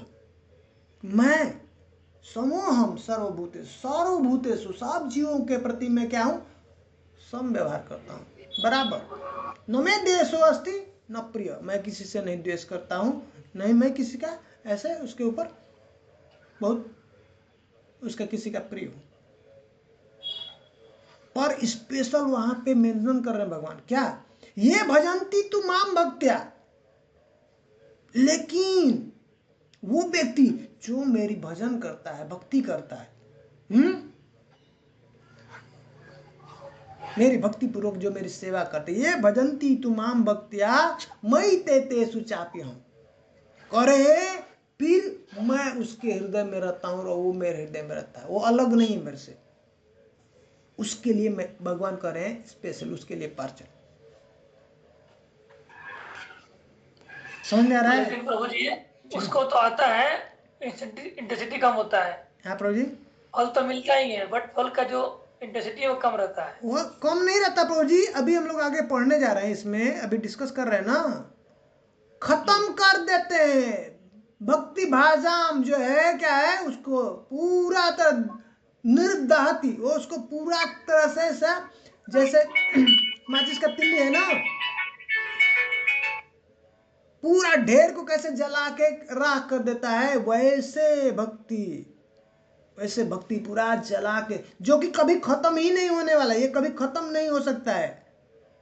ऐसा जीव का ये संसार में फंसा हुआ है कर्म चक्कर में कि उसके प्रयास से कभी खत्म नहीं होने वाला है। लेकिन ये इतनी शक्ति है इस भक्ति में, कर पूरा तरह से उसको खत्म कर देते, पूरा सब चला जाएगा। क्लेश अग्नि का अंदर, क्लेश के अंदर हमने देखा ना क्या, पापम बीजम और अविद्या, ये पूरी तरह से इसका नाश कर देता है। बीजम मतलब जो है उसका वासना, उसका संस्कार जो पड़ा हुआ है चित्त के ऊपर, वो सब का नाश कर देता है। भक्ति के अलावा और जो प्रोसेस है, कर्म ज्ञान है, ये जो है योग है, जो ज्ञान योग है, जो अष्टांग योग है, उसके द्वारा सिर्फ पाप का नाश होता है। पाप कर्म किया, प्रायश्चित, उसके लिए अलग अलग कर्म कांड है, प्रायश्चित है, उससे पाप का नाश होता है। लेकिन उसका क्या, फिर से प्रेरित करता है। जो काम वासना तो उसके जीवन में है, फिर से उसको लगाएगी, फिर से उसको प्रेरित करेगी, उसको फिर से वापस दोबारा वो काम करने के लिए। जैसे कोई दारू पीता है, वासना आ गया उसके अंदर, अब उसने गलत कार्य किया, उसको दंड भुगतना पड़ेगा, तो उसका प्रायश्चित के द्वारा खत्म किया जा सकता है उसका जो पाप गलत कार्य किया। लेकिन वो जो इंप्रेशन है, एक बार वो पिया, 2 बार पिया, 10 बार पिया, उसका इंप्रेशन है, फिर से वो उसको प्रेरित करेगा ना, दोबारा देखेगा तो पिएगा, पीने की इच्छा होगी कि नहीं, गलत कार्य करने का। वो वासना नहीं जाती है, और सब प्रोसेस है। मात्र एक भक्ति है जिसके द्वारा पूरी तरह से पापम बीजम और अविद्या, इसका पूरा समूचा नाश कर देता है। तो ये पापम के अंदर हमने देखा 2 भाग, प्रारब्ध और अप्रारब्ध। पाप के अंदर हमने 2 भाग देखा, प्रारब्ध और अप्रारब्ध। अप्रारब्ध क्या है, जो संचित कर्म है हमारे अब से पिछले जन्म, करोड़ों जन्मों का जो हमने जो कर्म किया है, उसका संचित भाग जो स्टोर है, स्टोर रूप में है, अभी पका नहीं है। उसमें से कुछ जो निकाल करके हमको इस जीवन के लिए, जो खाने के लिए हमको मिला, सुख और दुख, जो रेडी है, अभी हम जो भुगत रहे हैं, उसको प्राप्त कर रहे हैं, वो क्या है, प्रारब्ध। अप्रारब्ध और प्रारब्ध समझ में आया? जितना तक क्लियर। अब अप्रारब्ध जो स्टोर है, स्टोर में से थोड़ा सा उसको जो बाहर निकाला, उसको क्या बोलते हैं, कूटम। और उसको जब अब हमने जो है खेत में डाला, अभी जो वापस क्या होगा, खेत में डालते हैं, उसको सिंचित करते हैं, पानी डालते हैं, और धीरे धीरे वो बीज जो होता है ना, बीज हमने डाला, अंकुरित होगा, फिर उसके बाद अंदर ऊपर जो है फल आएगा। फल जो होता है वो प्रारब्ध है अभी। तो इसमें मुख्य बात यह है कि अप्रारब्ध के ऊपर कंट्रोल नहीं है। पिछले करोड़ों जन्मों में हमने जो कर्म किया, अब उसको हम लोग खत्म नहीं कर सकते, वो हमारे हाथ में नहीं है, उसके लिए भुगतना ही पड़ेगा, उसके लिए करोड़ों जन्म लेना पड़ेगा। और फिर उस प्रॉब्लम क्या है, ये जन्म जो हम कर रहे हैं कार्य, अब फिर से इसमें बीज भी डालते जा रहे हैं। अब ये फिर से कटाई होगी ये जन्म के बाद, फिर से वो जा करके कहाँ पे, स्टोर रूम में जाएगा। हमारा स्टोर हाउस जो बीज काटते हैं तो ले जा करके फिर से कहाँ रखते हैं ना, स्टोर रूम में जी, वैसे ही संचित कर्म में चला जाएगा। तो अभी ना अप्रारब्ध के ऊपर कंट्रोल है, ना तो प्रारब्ध के। अब जो हमको मिल गया है खाने के लिए, वो खाना ही पड़ेगा। ठीक है जी प्रभु जी। अब जो है हमारे हाथ में है ये क्रियमाण जो करंट एट प्रेजेंट जो हम कार्य कर रहे हैं। अब यहाँ पे हमको क्या हो जाना है, सतर्क हो जाना है, बहुत सतर्क होना है कि जो भी हम कार्य कर रहे हैं ये कैसा है, हमको फंसाने वाला है क्या, आगे इसका हमको भुगतना है, वो करना पड़ेगा। यही हमारे हाथ में, और दूसरा कोई नहीं है। न तो प्रारब्ध के ऊपर हमारा कंट्रोल है, न अप्रारब्ध। ठीक है, तो क्रियमाण को ही हम कंट्रोल ही कर सकते हैं। क्रियमाण को ही हम कंट्रोल कर सकते हैं। हाँ, क्रियमाण या आगामी, इसको कंट्रोल कर सकते हैं। लेकिन एक और अच्छी बात बताता हूँ, जब तक कोई भगवान की भक्ति नहीं करता है, तब तक वो उसको भी कंट्रोल नहीं कर सकता है। कंट्रोल उसके हाथ में नहीं है, अनकंट्रोल है। समझ रहे हैं? हाँ, वही व्यक्ति जो जाके शरणागत ले लिया, पूरी तरह से भगवान की भक्ति भजन करना शुरू कर दिया है, उसको उसके अंदर ये कंट्रोलिंग हो सकती है। वो कंट्रोलिंग तब आएगी जब आपका माइंड कंट्रोल हो गया पूरा। समझ रहे हैं? अदरवाइज क्योंकि ये थॉट है ना, यहाँ से शुरू हो रहा है, डिजायर से शुरू होता है ना ये काम सब कुछ। वासनाएं कहाँ है? यहाँ पे है, मन में है ना इंप्रेशन, सब मतलब दिमाग मन में ही आता है ना, सब वहाँ पे आता है। वहाँ के बाद थिंकिंग फीलिंग वीलिंग, वहाँ से विचार शुरू होता है, इच्छाएं आती है मन में, ऐसा करेंगे, और तब एक्शन में आता है। उधर ही नहीं कंट्रोल है, इंद्रियों के ऊपर कैसे कंट्रोल होगा? और वो तब तक नहीं होगा जब तक कोई कृष्ण का शरणागत नहीं होगा, जब तक भगवान का नाम। हरे कृष्णा प्रभु जी। हाँ प्रभु, धन्यवाद प्रणाम। जैसे आपने बोला कि मन से इंद्रियों को, मन से इंद्रियों को पावर मिलता है कि इंद्रियों से मन को मिलता है? नहीं ऐसा कुछ नहीं कह रहे हैं भगवान हाँ कि एक्चुअल कंडीशन में देखा जाए, सही स्थिति अगर हाँ। सही स्थिति में देखा जाए तो कहते हैं कि ये जो इंद्रियां जो हैं सबऑर्डिनेट हैं, नीचे हैं, और मन जो है ऊपर है। मन जो है मालिक है, मास्टर है, और वो जो है उसके अंडर में काम करता है। एक्चुअल में एक जो सही जो ऑर्डर देखा जाएगा, सही क्रम जो देखा जाएगा तो ऐसा है। इंद्रियाणि पराणि आहुर इंद्रियभ्यो परम मना मनसस्तु परा बुद्धि यो बुद्धि परतस्तु सा। भगवान कह रहे कि इंद्रियों से जो श्रेष्ठ है वो मन है। इंद्रियाणि पराणि आहुर, उससे परा जो है, श्रेष्ठ जो है मन है। इंद्रियाणि पराणि आहुर इंद्रियभ्यो परम मना मनसस्तु परा बुद्धि, मन से जो श्रेष्ठ है वो बुद्धि है। यो बुद्धि परतस्तु सा, और बुद्धि से भी जो श्रेष्ठ कौन है? आत्मा। ठीक है, तो ये ऑर्डर है। आत्मा की बात को बुद्धि समझना चाहिए, बुद्धि को मानना चाहिए, बुद्धि की बात जो है मन को समझना चाहिए, सुनना चाहिए, और मन की बात जो है मन जो कहता है उसके हिसाब से इंद्रियों को काम करना चाहिए। ऐसा करते हैं तो व्यक्ति सुखी रहेगा, वो आत्मा सुखी रहेगा, उसको किसी प्रकार का कष्ट नहीं होगा। जैसे मेरा प्रश्न था कि जैसे हमारी इंद्रिय, जैसे आंख हो गए, आंख से जब हम कोई चीज देखते हैं तो एक बार दो बार देखने से क्या होता है कि वो अंदर ले आके मन में चिंता करता है, और चिंता से मन क्रिया करने के लिए प्रेरित करता है कि इंद्रियां करती है कि मन करता है? नहीं, ऑर्डर समझिए, अभी उल्टा हो रहा है। इंद्री का काम है, इंद्री का काम क्या है? सेंस करना, सेंसिंग। जैसे आप एयरपोर्ट पे जा रहे हैं ना, तो दरवाजा खुल जाता है अपने आप, उसके अंदर सेंसर लगा हुआ है, उसका काम है वो चेक करता है, कोई आ गया तो तुरंत ओपन करता है, कुछ नहीं है तो बंद कर देता है। तो ये ऐसे ही आउटलेट्स हैं, ये इंद्रियां क्या है? आउटलेट्स हैं, बस बॉडी को अंदर जो भेजने के लिए ये आउटलेट्स हैं। हाँ, ये आंखें जो है ये बस सेंस भेजती है, इसको माइंड के पास में भेजता है। ये क्या?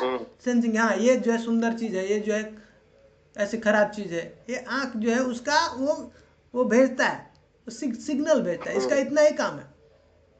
इसलिए बोलते हैं ना आंखों से, वैसे नाक से, कोई किसके पास में यहाँ पे कोई कैसा स्मेल है, गंदा है, अच्छा है, वो सिग्नल भेजता है, इसका सिर्फ इतना ही काम है। समझ में आ रहा है? रसगुल्ला प्रेरणा कौन देता है भोगने के लिए? हैं?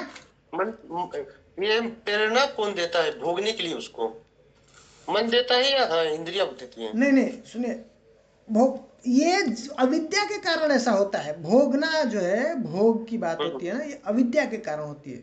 जो भी हम भोग कर रहे हैं अपने लिए, समझ रहे हैं, ये जो है कारण अज्ञानता के कारण ऐसा होता है। अज्ञान में हम लोग अज्ञान में है ना, इसलिए ऐसा ये फंक्शन है। अब क्या है, ये आंख का काम है सिग्नल देना। ये दिखाया ये रसगुल्ला है, नाक से जो है उसको स्मेल आया, बहुत अच्छा सुंदर जो है समोसा है, तो अब ये सिग्नल गया, ठीक है। अब ये पहले हमने खाया है, समोसा हमने खाया है, तो उसका इंप्रेशन हमारे मन में पड़ा हुआ है, और ब्रेन के पास में जाता है। ब्रेन जो है अब जो है वो बताएगा इसको। मान लीजिए हमने 10 रसगुल्ला या 10 हमने समोसा खा लिया है, और भी अभी मन कर रहा है खाने के लिए, पर वो इंटेलिजेंस हो, उसका बुद्धि बताता है, उसको कहता है कि तुम मत खाओ, ये ठीक नहीं है, तबीयत खराब हो जाएगा, ज्यादा खाओगे तो तबीयत खराब हो जाएगा तुम्हारा। लेकिन अब मन को उसका सुन लेना चाहिए बात, और इंद्री को भी मान लेना चाहिए, बस नहीं खाएंगे, ठीक है। अगर नहीं करता है उसकी बात, ऐसे ऑर्डर को नहीं सुनता है, तो क्या होगा? तब ये व्यक्ति फंस जाएगा, बीमार होगा, फिर उसको नुकसान होगा, अलग अलग प्रकार के प्रॉब्लम होंगे। मान लीजिए डायबिटीज है, किसी को शुगर है और देखता है रसगुल्ला, वो बोलता है ये भी डॉक्टर मना किया नहीं खाना है, बोलो ठीक है, मन करता है एक खा लोगे, क्या चलता है, खा लो कोई दिक्कत नहीं है, दवा खा लेंगे अभी, कोई दिक्कत नहीं, हो जाएगा। ये क्या हो रहा है, उल्टा हो रहा है। समझ में आ रहा है? तो इस तरह से जब व्यक्ति कार्य करता है तो क्या होगा, वो परेशानी में आता है, प्रॉब्लम में आ जाएगा, उसको दिक्कत होगा। जब वो ऐसे ऑर्डर में नहीं होगा, जब आत्मा की बात जब बुद्धि नहीं सुनेगा, बुद्धि की बात जब मन नहीं सुनेगा, मन की बात जब इंद्रियां नहीं सुनेगी, तो क्या होगा, व्यक्ति को कष्ट होता है। जैसे वो यात्रा कर रहा है, गाड़ी में बैठा है कोई पैसेंजर, और गाड़ी वाले जो चलाता है उसको बोलता है मुझे यहाँ पे लेके चलो, और उसकी बात ना सुन करके कहीं और लेके जाएगा, तो क्या होगा, परेशानी होगा ना, उसके मन में चिंता होगा ना, उसकी बात नहीं। तो फिर ये मन विचलित कैसे होता है? विचलित कैसे होता है? विचलित मतलब? विचलित मतलब बहुत एक टाइम में बहुत परेशान करेगा, वहाँ ऐसे नहीं है, वहाँ ऐसे नहीं है, मतलब बहुत प्रकार से रचना शुरू कर देगा। ये पहले पिछले संस्कार है कि मतलब अभी आगे का? पीछे का वासना, पीछे के संस्कार की वजह से ये पूरा विचलित करता है, लोगों को भटकाता है। पीछे जैसे मान लीजिए अभी हरि नाम हम लोग जप कर रहे हैं, तो उस समय मन क्या है ना, हम लोग क्या करेगा, विचलित करना शुरू कर देगा, यहाँ वहाँ वो सोचना, ऐसे करना वैसे करना। पीछे का है कि नहीं है? पिछले संस्कार है कि नए संस्कार है? पीछे का उसको आगे से कुछ अभी मतलब नहीं, पीछे का मतलब संस्कार उसको प्रेरित करता है। मतलब पिछले संस्कार से ज्यादा विचलित है, पीछे के संस्कार से ही ये सब काम करता है ना। बताया ना हमने, पाप, बीज और अविद्या। अविद्या जो मूल कारण है, अविद्या हम भूल चुके हैं कि हम कौन हैं, सबसे पहला मूल कारण। उसके बाद जो हमारे मन में ना, भगवान अभी हम लोग इसमें बताएंगे आगे, ब्रह्मा जी जो इसमें वर्णन कर रहे हैं उसमें बताएंगे, पर भगवान भगवत गीता में भी बता रहे हैं, भागवतम में बता रहे हैं, जो इसका जो अगला जब हम जन्म लेता है या कोई व्यक्ति अगला कार्य करता है तो हमको याद नहीं रहता है। हम ये रात को सो जाते हैं, सुबह उठते हैं तो हमको याद कैसे आता है ये कार्य करना है। तो भगवान प्रेरणा देते हैं कैसे, उसके पिछले इच्छा, उसका इच्छा कैसा है और उसने क्या किया, कर्म कैसा किया, उसके हिसाब से उसके जो है मन में ये वासनाएं होती है, इम्प्रिंट हो जाती है, उसके जा करके जो है इम्प्रेशन उसका वहाँ पे बैठ जाता है और वही उसको प्रेरित करता है। जैसे ही अब क्या है, योगी और जो प्रोसेस के द्वारा, ज्ञान के द्वारा ये थोड़ी देर के लिए उसको दबा के रखा जा सकता है, नहीं ऐसा नहीं करना है, ये ठीक नहीं है, गलत है। समझ में आ रहा है? थोड़ी देर के लिए आप बच सकते हैं, नहीं जाना ही नहीं, मुझे नहीं देखना है सब, उधर जाना ही नहीं, ये जाने से ऐसा होगा, गलत हो जाएगा, वो कुछ समय के लिए बचा सकते हैं। ये सब सही प्रोसेस नहीं है। मतलब योगी और ज्ञानी लोगों को, और भी भक्ति के अलावा और जो कर्मकांड है, कर्मकांड में भी है ना प्रायश्चित है, सब बच सकते हैं, लेकिन वो वासना जो है आपके मन में उसको नहीं खत्म करता है। जितना दबाएगा उतना बढ़ती जाएगी। फिर से जैसे ही उसको माहौल दिखेगा ना, वापस फिर से उसको स्टार्ट हो जाएगा। समझ आ रहा है? भागवतम में बहुत सुंदर वो झुरमुट का और बांस का उदाहरण देते हैं कि बांस काट देते हैं, जड़ के साथ उसका आग लगा देते हैं, जला देते हैं, बाहर से अब देखेंगे तो अब सब खत्म हो गया, कुछ नहीं है, लेकिन जैसे ही बारिश शुरू होती है, बरसात मौसम आता है, फिर से वापस आ जाता है, उसके अंदर अंकुरित शुरू हो जाता है। वैसा ही है, अब देख सकते हैं ना, अलग अलग जितने कितने बहुत सारे जैसे ऋषि हैं, सौबरी मुनि हैं, विश्वामित्र हैं, ऐसे बहुत बड़ा एग्जांपल है। कितना सालों तक उन्होंने तपस्या किया, पूरा कंट्रोल कर लिया, और जैसे ही ये सामने उनके पास में ऐसा दिखा अवसर, और फिर से वही मछली को देख के इतने पावरफुल है कि वो जा करके यमुना जी के अंदर जा करके वो ध्यान करते तो भजन करते। सोचिए, हैं, ऐसा उनके साथ शक्ति है। उधर कवर करके ढक करके अपना वहाँ पे व्यवस्था बनाकर, वहाँ पे जो है मछलियों को विहार करते हुए देख करके उनके मन में ऐसा काम वासना उत्पन्न होता है। समझ रहे हैं? तो ये वासना जो है और सब किसी भी साधन के द्वारा खत्म नहीं होता है, मात्र एक भक्ति है, ये पूरी तरह से इसको भस्मसात कर देती है। उसमें भी बहुत सावधान रहना पड़ता है प्रभु जी, पता नहीं इंद्रिया कब धोखा दे दे। भक्ति के अंदर इतनी शक्ति है क्योंकि ये समय लगता है, थोड़ा जी। थोड़ा हमको सावधानी से, सावधानी तो हमेशा रखना है किसी भी प्रोसेस में। किसी भी प्रोसेस में आप नेग्लिजेंस करेंगे तो भक्ति भी ऐसी, प्रभुपाद जी कहते हैं कि ये ऐसा है कि जैसे आप जैसे सेविंग करते हैं ना, सेविंग करते हैं और वो रेजर है ना, रेजर के धार के ऊपर चलता है व्यक्ति, थोड़ा भी इधर उधर हुआ तो तुरंत ब्लड कट जाएगा। कट जाए।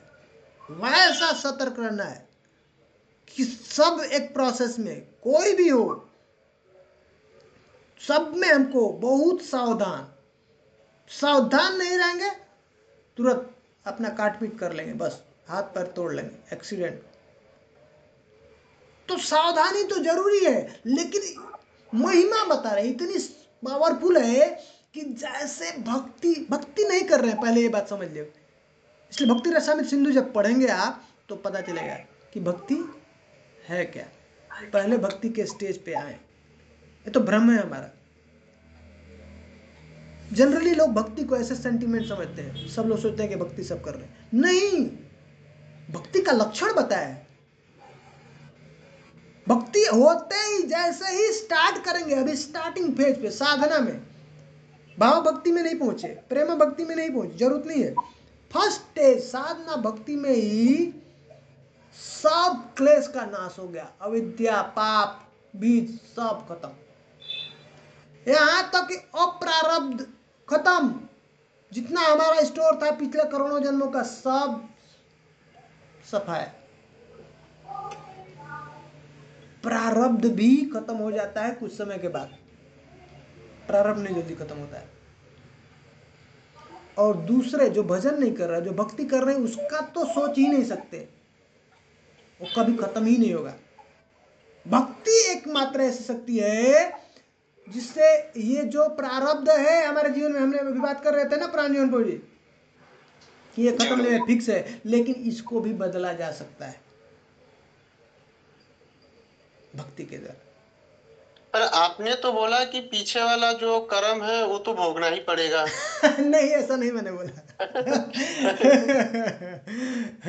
वो जैसे आपने बोला पीछे का जो है वो तो भोगना ही पड़ेगा। नहीं, वो है कर्म, वो जनरल व्यक्ति के लिए, जनरल प्रिंसिपल की बात कर रहे हैं। जनरली भुगतना ही पड़ेगा भाई, जो हमारे अकाउंट में है उसको हमको लेना पड़ेगा ना, समझ रहे हैं?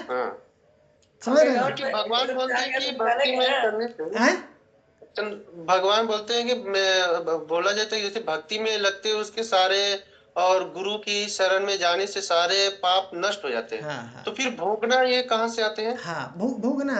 अब देखिए दो चीजें हैं इसमें, क्योंकि जब गुरु से दीक्षा लेते हैं तो सारा हमारा जितना भी पाप रहता है पिछला वो सभी वो ले लेते हैं। अगला भी बाई चांस कोई करता है कोई शिष्य तो वो भी गुरु के ही ऊपर आता है। नहीं, फिर वो गुरु के ऐसा मत सोचिए, यही गलत अंडरस्टैंडिंग है।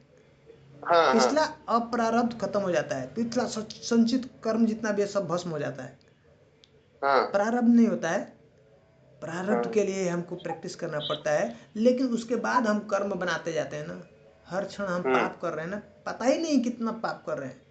हमको बहुत सावधानी से भजन करेंगे काफी समय तक, तो अब धीरे धीरे समझ में आएगी भक्ति है क्या। भक्ति नहीं चल रहा है अभी। तो समझ में आ रहा है?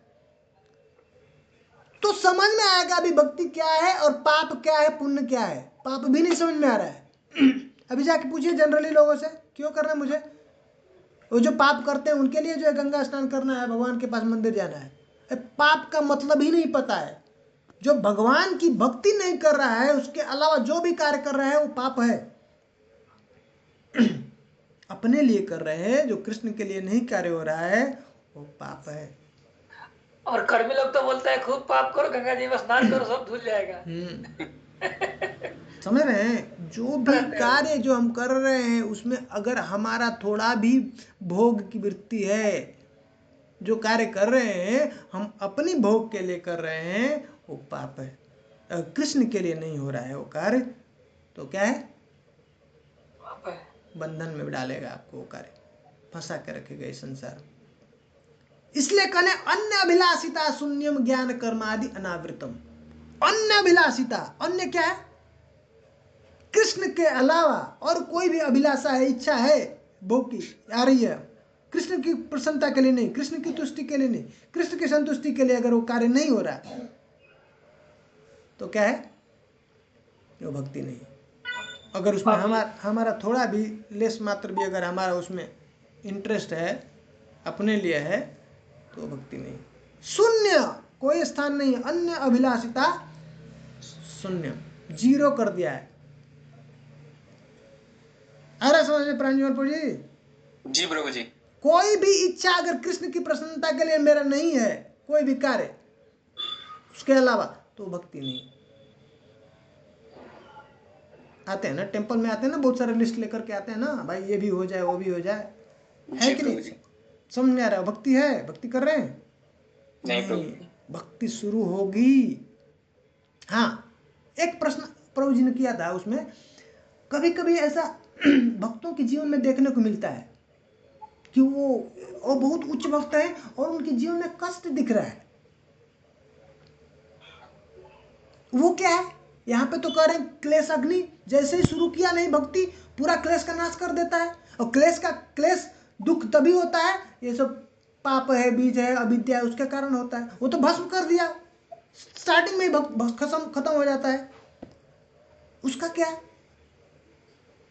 तो उस केस में कह रहे हैं भगवान अब इंचार्ज ले लेते हैं, भगवान पूरा कंट्रोल ले लेते हैं।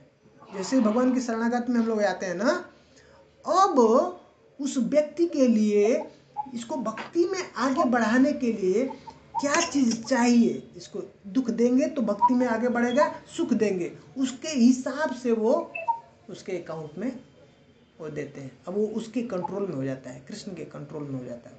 अब वो माया के कंट्रोल में नहीं है, माया के द्वारा उसको नहीं सजा मिल रहा है, ये कष्ट मिल रहा है, दुख मिल रहा है। वो किसके द्वारा हो रहा है अब कंट्रोल? भगवान के, डायरेक्ट कृष्ण के। भगवान उसकी महिमा को स्थापित करना चाहते हैं, वो उसको और उसका, अब हमारे जीवन में अगर बहुत ज़्यादा किसी के जीवन में अगर ऐसा सुखी आ गया तो भगवान को भूलने लगता है, वो तीव्रता नहीं होती, इंटेंसिटी नहीं होती वैसा याद करने के लिए। प्रार्थना में उतना हमारा दम नहीं होता है, कष्ट आता है तो हम क्या करते हैं। इसलिए कुंती महारानी क्या प्रार्थना करती हैं?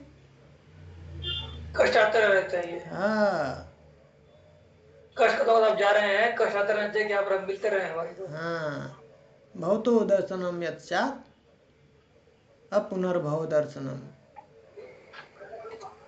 हाँ, कहते हैं कि ये शाश्वत, ये सब जो है, अब क्या कर दो, दुख को शाश्वत कर दो, पर जो है आ रहे जा रहे ऐसा नहीं, इसको फिक्स कर दो, परमानेंट कर दो। परमानेंट हमारे साथ में रहो। क्योंकि साथ में रहे। हाँ, क्योंकि हे प्रभु, ये आपके ये जब दुख हमारे जीवन में आता है ना, तो आपका स्मरण कराता है, समझ रहे?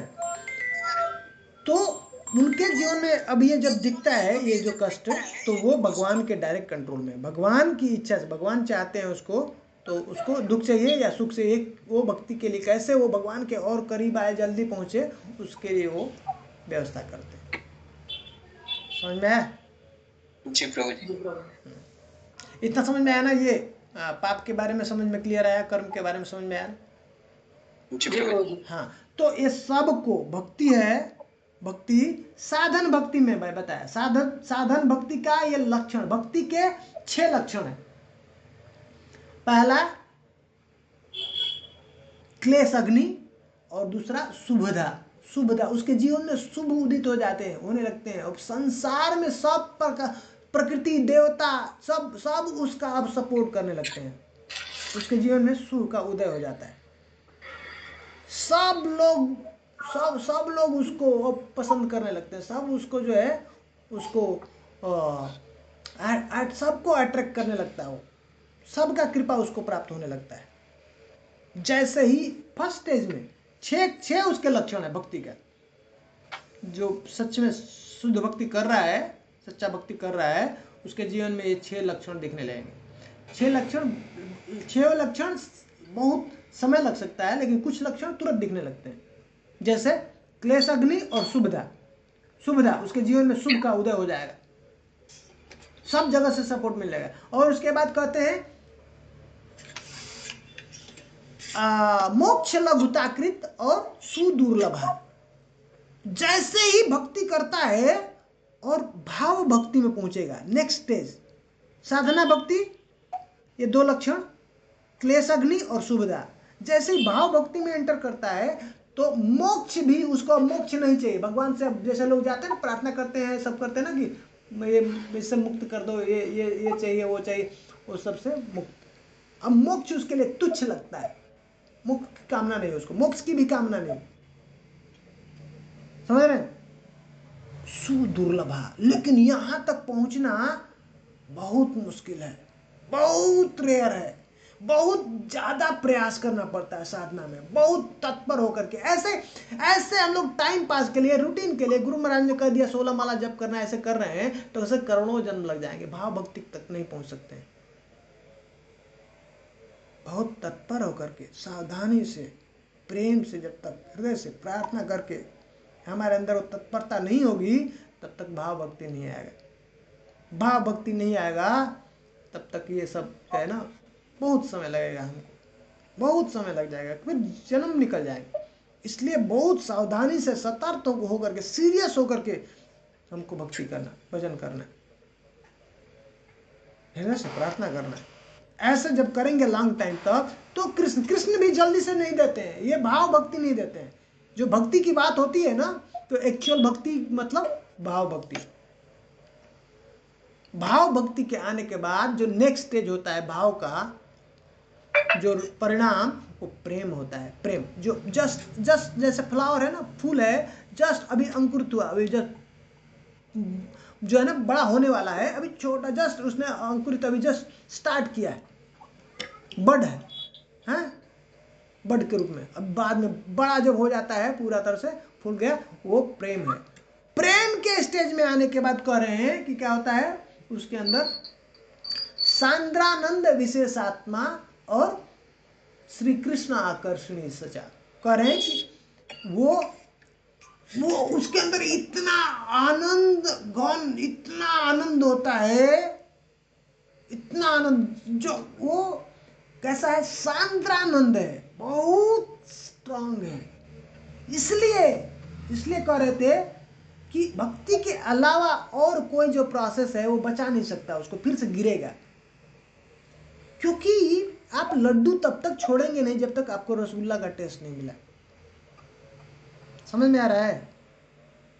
आपको जब तक कोई उससे ऊंची वस्तु, उससे स्वादिष्ट वस्तु आपको नहीं, टेस्ट नहीं मिला है, तब तक आप छोटे टेस्ट को छोड़ नहीं सकते। जैसे बच्चे को बोलेंगे अभी ये खिलौना छोड़ो, अब साइकिल छोड़ो, फिर मत चलाओ, हैं? बड़ा होता है, उसको बड़ा साइकिल मिल गया तो छोड़ देता है ना अपने आप। समझ में आ रहा है? जी प्रभु जी। हाँ, उस जब तक व्यक्ति को, कंपनी में हम कब छोड़ते हैं काम, जो दूसरे कंपनी में कब जाते हैं, जब हमको उससे ज़्यादा सुविधा, उससे ज़्यादा सैलरी, है ना, सब व्यवस्था मिलता है, तभी तो हम छोड़ते हैं ना। हम नहीं तो क्यों छोड़ के जाएंगे? नहीं छोड़ते। समझ में आ रहा है? कोई भी व्यक्ति कोई भी चीज छोड़ रहा है, इसका मतलब तभी छोड़ता है जब उसको आगे कुछ उससे अच्छा मिलेगा। उसीलिए जब तक भक्ति वो आनंद का प्राप्ति नहीं होगा, तब तक वो गिरने का भय रहता है। इस संसार में वो गिर सकता है।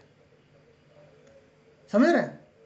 जी प्रभु। वो टेस्ट को प्राप्त करना, वो टेस्ट इतना घन है, इतना सांद्र है कि संसार का सब कुछ टेस्ट उसके सामने फीका है। इसलिए फिर उसके सामने आप कुछ भी रख दो, कुछ फर्क नहीं। वो टेस्ट तब तक नहीं मिला तब तक हमको जीवन में भय। इसलिए प्रभुपाद जी बताते हैं ना, किसका उदाहरण दे, हरिदास ठाकुर का।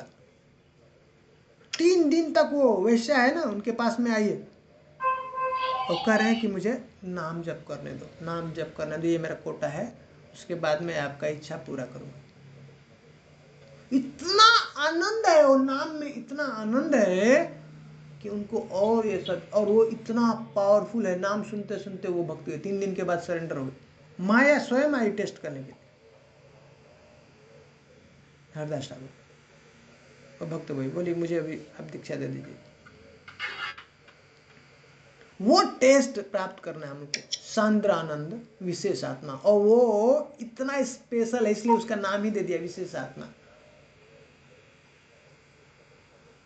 वो जब तक आप खुद टेस्ट नहीं करेंगे उसको वाणी में व्यक्त नहीं किया जा सकता है। भक्ति में प्रभु जी वो कब आएगा? हाँ, इसीलिए पहले तो साधन भक्ति स्टार्ट करें। साधन भक्ति ये एक प्रोसेस है। साधन भक्ति का रिजल्ट है भाव भक्ति। अगर वो नहीं आ रहा है इसका मतलब हमारा साधन सही नहीं। भाव का मतलब? भाव मतलब अब वहां से आपको एक्सेस मिल जाता है। कृष्णा को आप देख सकते हैं आंखों से, जैसे हम आपसे बात कर रहे हैं ना, ऐसे आप कृष्णा से बात करने लगेंगे। कृष्णा को ऐसे देख सकते हैं, देखने लगेंगे। समझ रहे? मतलब हम लोग जो टेंटिंग कर रहे हैं, एक नामा अपराध, एक नामा भास, एक नामा शुद्ध है। हाँ, वो नामाभास में ही आपके स्टेज आ जाएगा वो वाला। हाँ, शुद्ध नाम तो प्रेम पे आएगा, वो प्रेम पैदा कर देता है। हाँ, शुद्ध नाम, एक नाम, उसको बोल रहे हैं एक नाम ऐसा ले लिया तो आपके पिछले करोड़ों का कितना भी वो टाल लगा वो सब भस्मसात कर देता है। मतलब जो हम लोग अभी नाम जप करें, नामा अपराध हो रहा है। नामा अपराध 100%, सिर्फ नामा अपराध चल रहा है, सिर्फ। समझ रहे? तो भाव भक्ति, प्रेम भक्ति मतलब अब कृष्णा अब जो है रुकेगा नहीं, आपके पीछे पीछे भागेगा, आपके बिना रह ही नहीं सकता है। श्री कृष्ण आकर्षणीय, अब उनको आकर्षित करने लगता है। जैसे मैग्नेट है ना, चुंबक है ना, लोहा उसके पास लेके जाएंगे क्या होगा? अपने आप खींचा जाता है ना, उसको कुछ प्रयास करना पड़ता है। वैसा कृष्ण अब उसके बिना नहीं रह सकते हैं भक्त। इसलिए करें भगवान, मई तेतेसु चापी, मैं अब उसके अंदर रहता हूँ, वो मेरे अंदर रहता है हृदय में।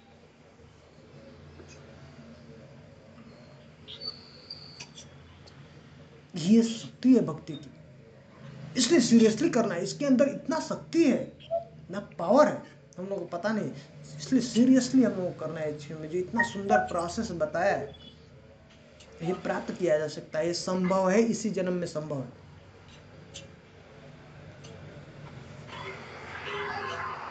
ठीक है, ठीक है। नेक्स्ट ये पढ़ लेते हैं आगे, फिर किसी का कुछ डाउट होगा तब पूछेंगे। नेक्स्ट आगे पढ़िए प्रभु।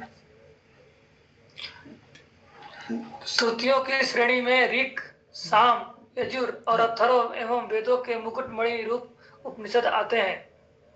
तपस का अर्थ है वे सारी साधनाएं जो आत्मा की स्वाभाविक क्रिया की प्राप्ति हेतु किए जाएं। तपस्या की बात कर रहे हैं, जो भी तपस्याएं कर रहे हैं, जो हमारा हृदय की शुद्धि के लिए, हमारे चेतना की शुद्धि के लिए जो कार्य किया जाता है उसको बोल रहे हैं तपस्या। कई स्थितियों में उदाहरण स्वरूप पंच तपस में यह साधना बहुत कठिन होती है। अष्टांग योग एवं निर्विशेष ब्रह्म ज्ञान की साधना भी इसके अंतर्गत है। ये सभी बद्ध जीवों के कर्म चक्र की विभिन्न विशिष्टताएं हैं। तो बद्ध जीव 84 लाख योनियों में भ्रमण करते हैं। उनमें देव, दानव, राक्षस, मानव, नाग, किन्नर तथा गंधर्व जैसे नाना स्तरों के जन्म हैं। ऐसे जीव ब्रह्मा से लेकर क्षुद्र कीड़े तक अनंत प्रकार के हैं। ब्रह्मा से लेकर क्षुद्र चींटी तक वे सभी बद्ध जीव हैं और भ्रमणकारी काल चक्र के अंतर्गत विभिन्न रूप हैं।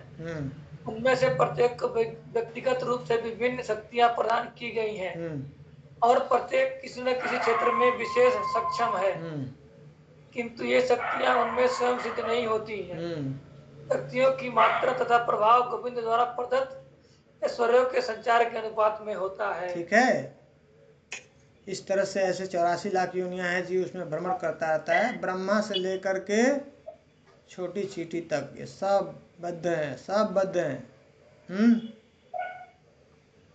और उनके अंदर ये कार्य करने की जो शक्ति है अपने आप नहीं आता, करें भगवान गोविंद जो उनके अंदर प्रदत्त करते हैं, प्रदान करते हैं।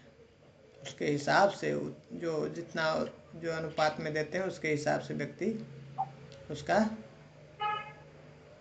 जो है उसको दिखाता है, यहाँ पे उसके हिसाब से कार्य करता है। ठीक है, आगे नेक्स्ट जी श्लोक है। हाँ,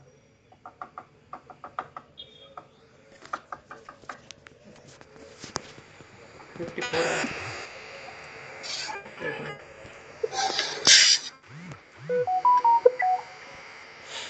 यह तु इंद्र गोपम अथवेन्द्रम अहो स्वकर्म बंध अनुरूप फल भाजनम आतनोति कर्माणि निर्दहति किंतु च भक्ति भाजाम गोविंदमादि पुरुषम तमहम भजामि। कह रहे हैं यह तु इंद्र गोपम, कह रहे हैं कि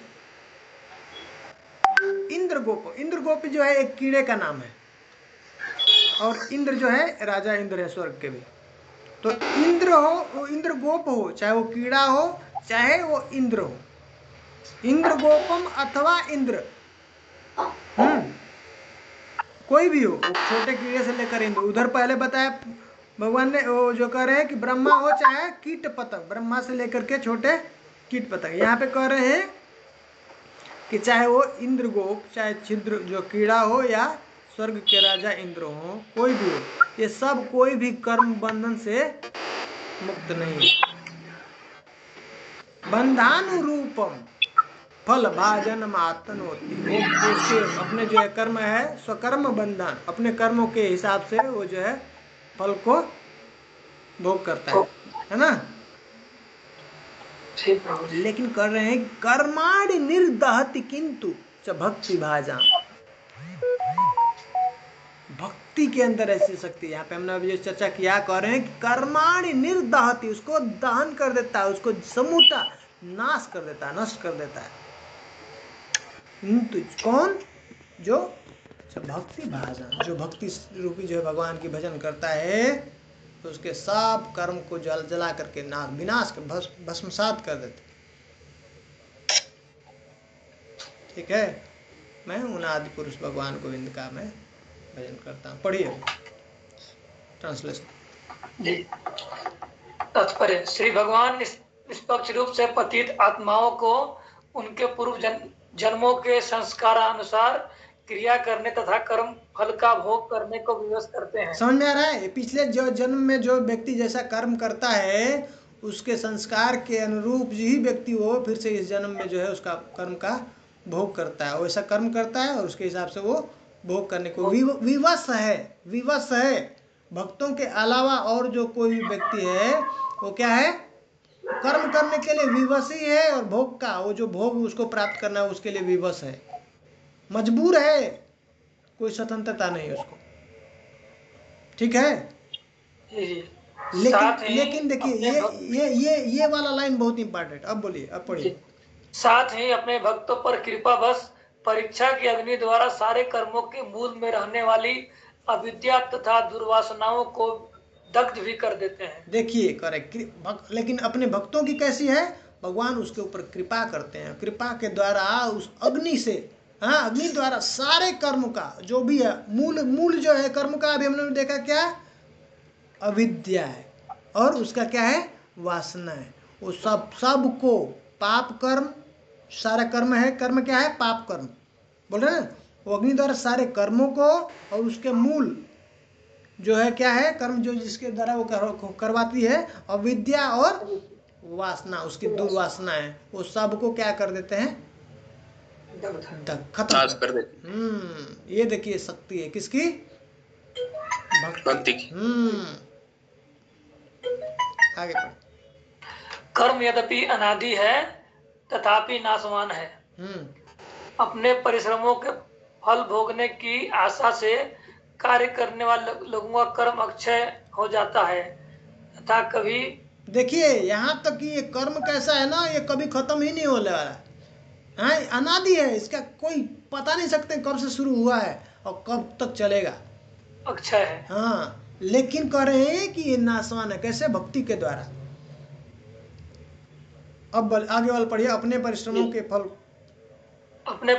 के फल को भोगने की आशा से कार्य करने वाले लोगों का कर्म अक्षय हो जाता है तथा कभी विनष्ट नहीं होता। देखिए, जो भक्ति के अलावा और जो भी कार्य कर रहा है, और कार्य करने से जो भोग की उसमें इच्छा है, उससे फल कुछ आशा करता है, तो ऐसा व्यक्ति का कर्म अब कभी खत्म ही नहीं होता है, अक्षय है, कभी विनष्ट नहीं होता है। समझ में आ रहा है? खत्म ही नहीं हो सकता है, चाहे वो कोई भी हो। जी। संन्यास भी विशेष आश्रम के उपयुक्त एक प्रकार का कर्म है। उसमें मोक्ष शिक्षा रूपी फल की कामना होने पर वह श्री कृष्ण को नहीं भाता। देखिए, मोक्ष की कामना भी है तो कामना है, वो भी कृष्ण को नहीं पसंद करता है। वो अपनी इच्छा के लिए अपने मोक्ष की कामना कर रहा है ना, भक्ति नहीं है, वो भी फंसेगा कर्म में। ऐसे सन्यासियों को भी उनके कर्मानुरूप फल मिलता है। देखिए, कह रहे हैं उसको भी फल मिलना, भुगतना पड़ेगा। यदि वे नितांत निष्काम भी हो तो उनका कर्म आत्मरात्मता अर्थात आत्म सुख देकर क्षीण हो जाता है।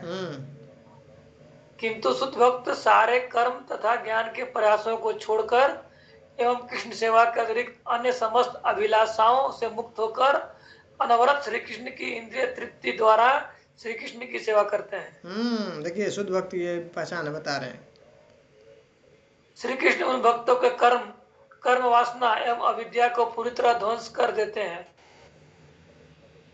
यह परम आश्चर्य का विषय है कि श्री कृष्ण निष्पक्ष होते हुए भी अपने भक्तों का पूर्ण पक्ष लेते हैं। देख रहे हैं यहाँ पे क्या बता रहे हैं?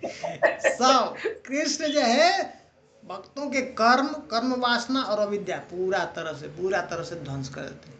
अब कोई उसमें रह गए नहीं, लेस नहीं रह जाता है। और ये जो है विषय कह रहे हैं कि ये तो बहुत आश्चर्य की बात है। कि कैसे, वो तो निष्पक्ष है, किसी का पक्ष नहीं लेते हैं, लेकिन यहाँ पे देख रहे हैं तो अपने भक्तों का पूरी तरह से पक्ष ले रहे है ना जी। है? हरे कृष्ण हरे इन्हीं का कृष्ण का एक बार कॉन्ट्राडिक्टरी रहता है यहाँ पर। ये कुछ कॉन्ट्राडिक्टरी नहीं है, भगवान कर भक्तों के लिए वो सब कुछ अरे नहीं, ये यथा माम प्रपद्यन्ते तांस तथैव भजामि हम। जिस प्रकार से जो मेरे पास में आता है, जो भजन करता है, उस तरह से मैं उसको रिस्पॉन्स कर देता हूँ। सिंपल, इसमें कोई पक्ष नहीं है। एक्चुअली ये भी निष्पक्षी है। जैसे एक पिता के बताते हैं प्रभुपाद जी कि बहुत सारे बच्चे हैं, या पिता बहुत बड़ा व्यक्ति है और सब लोगों को बाहर जो है ले जा करके ऐसे दान दे रहा, 500 रुपये 1000 रुपये सबको बांट दिया, चैरिटी किया, दान दिया। लेकिन अपने बच्चों के लिए क्या करता है? स्पेशल रखता है ना जी। समझ रहे हैं? वैसा ही है, स्पेशल कृपा होती है ना। जो बहुत सारे बच्चे हैं उसमें से भी कौन जो पिता का आज्ञाकारी बच्चा है उसको स्पेशल रहता है ना, पिता देता है ना, उसके लिए अच्छा अलग ध्यान देता है। तो कोई वो थोड़े है ये, उसके प्रति कुछ ऐसा पक्षपात थोड़े है, पक्षपात नहीं है। समझ रहे हैं जी? जो कैसा करता है देता है। हाँ, ऐसा लगता है और लोगों को लग सकता है कि वो पक्षपात कर रहे हैं।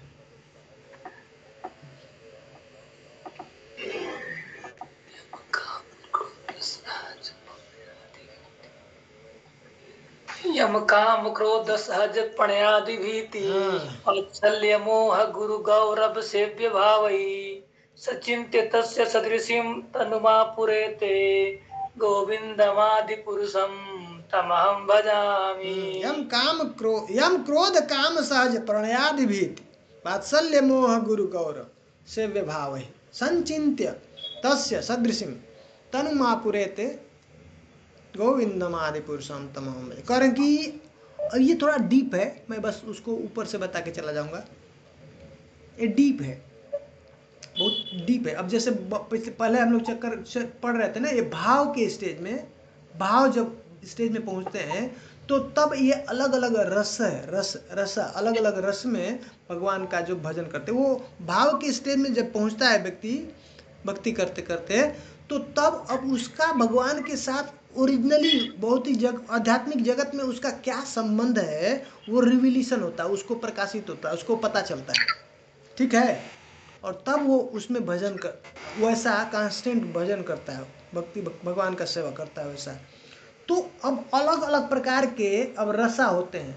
अब मेन जो 5 मेन रसा है, शांत, दास्य, साख्य, वात्सल्य और माधुर्य, उसी तरह से 7 गौण रसा है जिसमें इसमें क्रोध होता है ना, ऐसा अलग अलग, रौद्र है, विभत्स है, हाँ पढ़े, अलग अलग प्रकार के, भय है, ये अलग अलग प्रकार के रस होते हैं।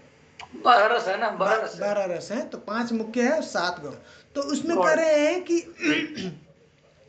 5 जो मुख्य जो रस है एक्चुअल वो मेन जो भक्त है उसमें वो उस रस में जो है भगवान की सेवा करता है, भजन करता है 5 भाव में। चाहे शांत हो, चाहे दास्य हो, सख्य है, वात्सल्य।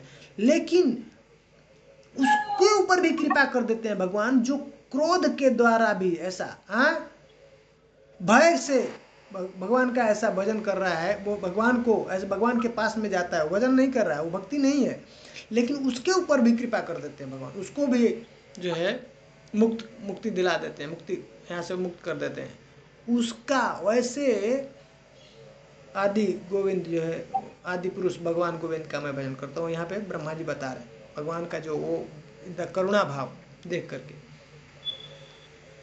किसी भी प्रकार से, क्रोध से, काम से, सहज स्नेह, भय, वात्सल्य, मोह, श्रद्धा तथा सेवा भाव से जिनका चिंतन करके साधक उन्हीं भावों के यथा योग्य रूपों को प्राप्त हो जाते हैं।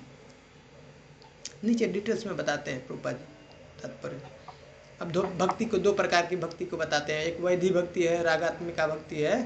वैधि मतलब जो अभी हम लोग जो नियम जो गुरु महाराज हम लोगों को बताए हैं, शास्त्र में जो बताया है उसके हिसाब से जो करते हैं, उससे क्या होती है, उसको वैधि भक्ति कहते हैं, जिसमें विधि है, निषेध है, जिसमें बताया ऐसा करो, ऐसा करो, ऐसा नहीं करो, हाँ, उसको क्या कहते हैं, वैधि भक्ति। और वैधि भक्ति का रिजल्ट क्या होता है, हम पहुंच जाएंगे रागात्मिका में। अब जो है इसमें अभी फोर्स होता है, नियम लगता है, क्या नाम लेना है, सुबह नाम करना है, दर्शन करना है भगवान का, प्रसाद खाना है, कीर्तन करना है, ये अभी नियम लगता है, करना है। उस स्टेज में आने के बाद नियम नहीं लगता, उसके बिना अब रहेंगे नहीं, वो हमारा नेचुरल हो जाता है। पढ़ दीजिए, धीरे धीरे पढ़ दीजिए। भक्ति 2 प्रकार की होती है, वैधि भक्ति, रागात्मिका भक्ति। शास्त्रों तथा आचार्यों के निर्देशों का श्रद्धा पूर्वक अनुसरण करने से भक्ति जागृत होती है। श्रद्धा नहीं होगा जब तक आचार्यों के जो बातों में, वाणी में जो हमको दे रहे हैं निर्देश या शास्त्रों में, तब तक ये भक्ति नहीं। भक्ति का मुख्य जो है प्री रिक्विजिट है, प्री रिक्वायरमेंट क्या है, कि हमारा उनके अंदर श्रद्धा होना चाहिए। समझ में आया? हाँ।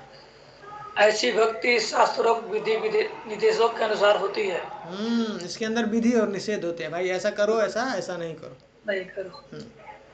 वह तब तक क्रियान्वित रहती है जब तक कि भाव का उदय नहीं होता। ये तब तक करते रहना है ऐसे जब तक कि हमारे हृदय में वो भाव भक्ति की बात करे। ठीक है जी। यदि कोई श्री कृष्ण को स्वाभाविक रूप से प्रेम करे तो राग का सिद्धांत, जो कि सेवा का दृढ़ भाव होता है, लागू होता है। हाँ, अब जब स्वाभाविक रूप से उसको कृष्ण से प्रेम होने लगे, आसक्ति होने लगे, अट्रैक्शन होने लगे, नहीं नाम के बिना मैं रह ही नहीं सकता हूँ, ऐसा स्थिति जब आ जाएगा तब वो भाव के स्टेज पे, राग के स्टेज पे आ गया, राग सिद्धांत शुरू हो गया। बोलिए, फिर यही राग भाव में हाँ, ये जो अब आसक्ति हुई है अभी नाम में, जो हम लोग कर रहे हैं भजन, आसक्त हो गया, उसके बिना नहीं रह सकते। अब धीरे धीरे भाव में, अब भाव भक्ति में आ जाएगा, भाव में परिवर्तित हो जाता है। भाव उदित होने तक भक्त श्री कृष्ण का कृपा पात्र बन जाता है। अब आने के बाद कृष्ण का कृपा उसको मिलेगा। भाव उदित होने पर तब अब उनको अट्रैक्ट करता है, कृष्ण को अट्रैक्ट करने लगता है। इस अवस्था को प्राप्त करने में अत्यधिक समय लगता है। इसमें बहुत समय लगता है, ऐसे आसानी से नहीं आता है। कृष्ण आसानी से नहीं देते हैं, क्योंकि अब उसमें अब कृष्ण को उसकी बात सुनना पड़ता है। भाव भक्ति में आने के बाद अब कृष्ण जो है बिक जाते हैं, अब सब वो जो कहे जैसा चाहेगा वैसा अब करने लें, इसलिए ये जल्दी नहीं देते। न तो साधन के द्वारा भी जल्दी मिलता है, न तो कृष्ण भी देते हैं जल्दी। इसके लिए हमको निरंतर प्रयास करना पड़ता है, बहुत ज़्यादा प्रयास करना पड़ता है। भाव भक्ति वैधि भक्ति से श्रेष्ठ है। हाँ, तथा शीघ्र परिपक्व होने पर श्री कृष्ण को आकर्षित करती है। जैसे ही भाव भक्ति हमारा मैच्योर होगी, परिपक्व होगी, अब वो कृष्ण को आकर्षित करने लगती है। इसके विभिन्न पक्ष इस श्लोक में बताए गए हैं। शांत भाव, दास्य भाव, साख्य भाव, वात्सल्य भाव एवं माधुर्य भाव, ये सभी रागात्मिका भक्ति की श्रेणी में आते हैं। बढ़ते जाइए, अब ये सब अलग अलग भाव जो हमने चर्चा किया उसके बारे में। किंतु क्रोध, भय, मोह तथा रागात्मिका होने पर भी सही अर्थों में भक्ति नहीं है। क्योंकि वो विषय के अनुकूल नहीं अपितु प्रतिकूल है। क्रोध शिशुपाल सदृश असुरों में, भय कंस में तथा मोह मायावादी पंडितों में पाया जाता है। उनमें क्रमशः क्रोध, भय तथा पूर्ण सर्व विस्मरणमय निर्विशेष ब्रह्मैक्य से मोह के भाव होते हैं। हाँ, देखिए ये समझ नहीं है प्रभु जी। उनमें क्रमशः क्रोध, भय तथा पूर्ण सर्व विस्मरण अब देखिए कह रहे हैं, बता रहे हैं कि जैसे ये क्या किए, ये भक्ति का एक अंग है ना। भक्ति का अंग क्या प्रहलाद महाराज ने बताया, श्रवणम कीर्तनम विष्णु स्मरणम पाद सेवनम अर्चनम वंदनम दास्यम सख्यम आत्मनिवेदनम, बताया ना। तो श्रवण करना, कीर्तन करना, भगवान का नाम लेना, भगवान को स्मरण करना, हाँ, किसी भी तरह से ये भक्ति का अंग है ना। तो ये क्या करता है, कंस क्या करता है, कंस तो भय में था। हाँ, याद करा ना, भय से, भय। शिशुपाल क्या करता है, क्रोध से। उसको वो जन्म से ही उसका द्वेष है कृष्ण से। जैसे कौरवों को पांडवों से ईर्ष्या है ना, वैसे वो गाली देता रहता, बोलता रहता। वो कुछ भी वो बोलता नहीं, सिर्फ कृष्ण के बारे में उल्टा सीधा बोलता रहता। तो क्या है, कंस भय से और शिशुपाल क्रोध से हैं। तो इस तरह से क्या कर रहे हैं, उनमें क्रमशः क्रोध, भय तथा सर्व ये विस्मरणमय निर्विशेष ब्रह्म से मोह के प्रभाव होते हैं। हाँ, मोह के भाव होते हैं। ये मोह वो उनको कृष्ण नहीं, उसके कृष्ण भगवान है वो नहीं पता है, ठीक है।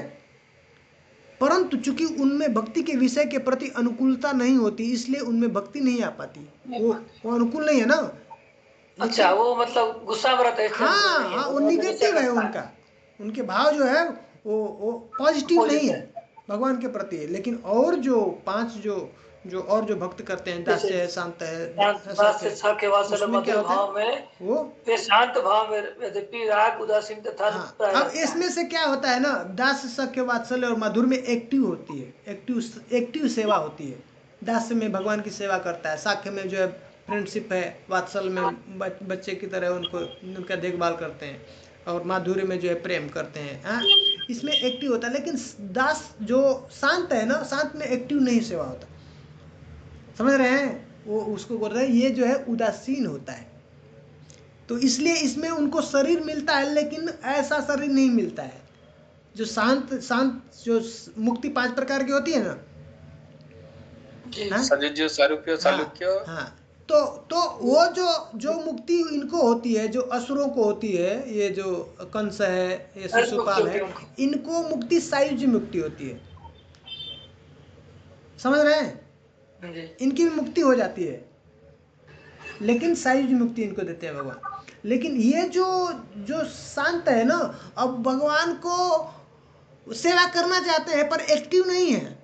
तो इनको जैसे वहाँ पे नदियाँ हैं, यहाँ पेड़ है, पत्थर है, भगवान का कोई अंग वस्त्र है, ऐसा उनको स्वरूप प्राप्त होता है, ठीक है। न्यूट्रल होते हैं, उदासीन है, रहता है, तथापि कुछ अनुकूलता होने के नाते लेकिन उनके अंदर अनुकूलता रहती है भगवान के प्रति जो उनको, तो इसलिए इसको भक्ति के अंदर काउंट करते हैं, भक्ति गणना करते हैं उसमें। अन्य 4 भाव बोलिए। अन्य 4 भाव में राग की अत्यधिक प्रचुरता रहती है। हाँ, उसमें ज्यादा जी। श्रीमद् भगवद गीता के इस प्रण ये यथा माम प्रपद्यन्ते तस्तथैव भजाम्यहम्, मैं भक्त को शरणागति के अनुपात में प्रस्तुत करता हूँ।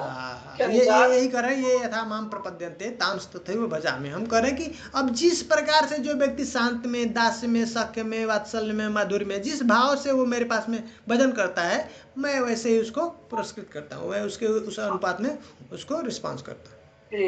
के अनुसार भय, क्रोध तथा मोह रूप राग के अनुसरणकारी सायुज्य मुक्ति श्री भगवान में समा जाना प्राप्त करते हैं। ये लोग जो है सायुज्य मुक्ति प्राप्त।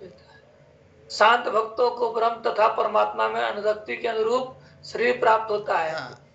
दास्य और साख्य भाव के अधिकारी यथा योग स्त्री तथा पुरुष देहों को प्राप्त करते हैं।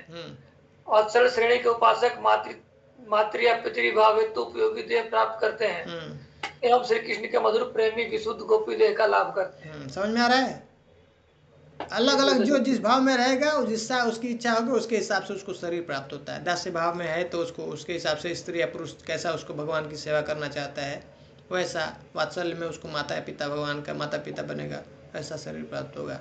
हाँ, माधुर्य में है तो वो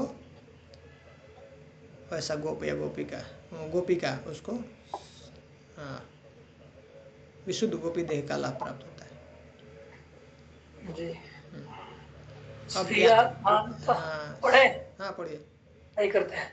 श्रिया कांता कांत परम पुरुष कल्पतरवो द्रुमा भूमि चिंतामणि गणमयी तोयम अमृतम कथा गानम नाट्यम गमनपि वंशी प्रिय सखी चिदानंद ज्योति परमपि तदा स्वदमपि च स यत्र क्षीराब्धि स्रवति सुरभि व्यश्च सुमहान निमेषाधारख्यो वा भजति न हि यत्रापि समयः भेजे श्वेत दीपम तमः मीह लोको मितिम्यम विदन नस्तन्ते संत चितिज विरचलचारा कतिपये।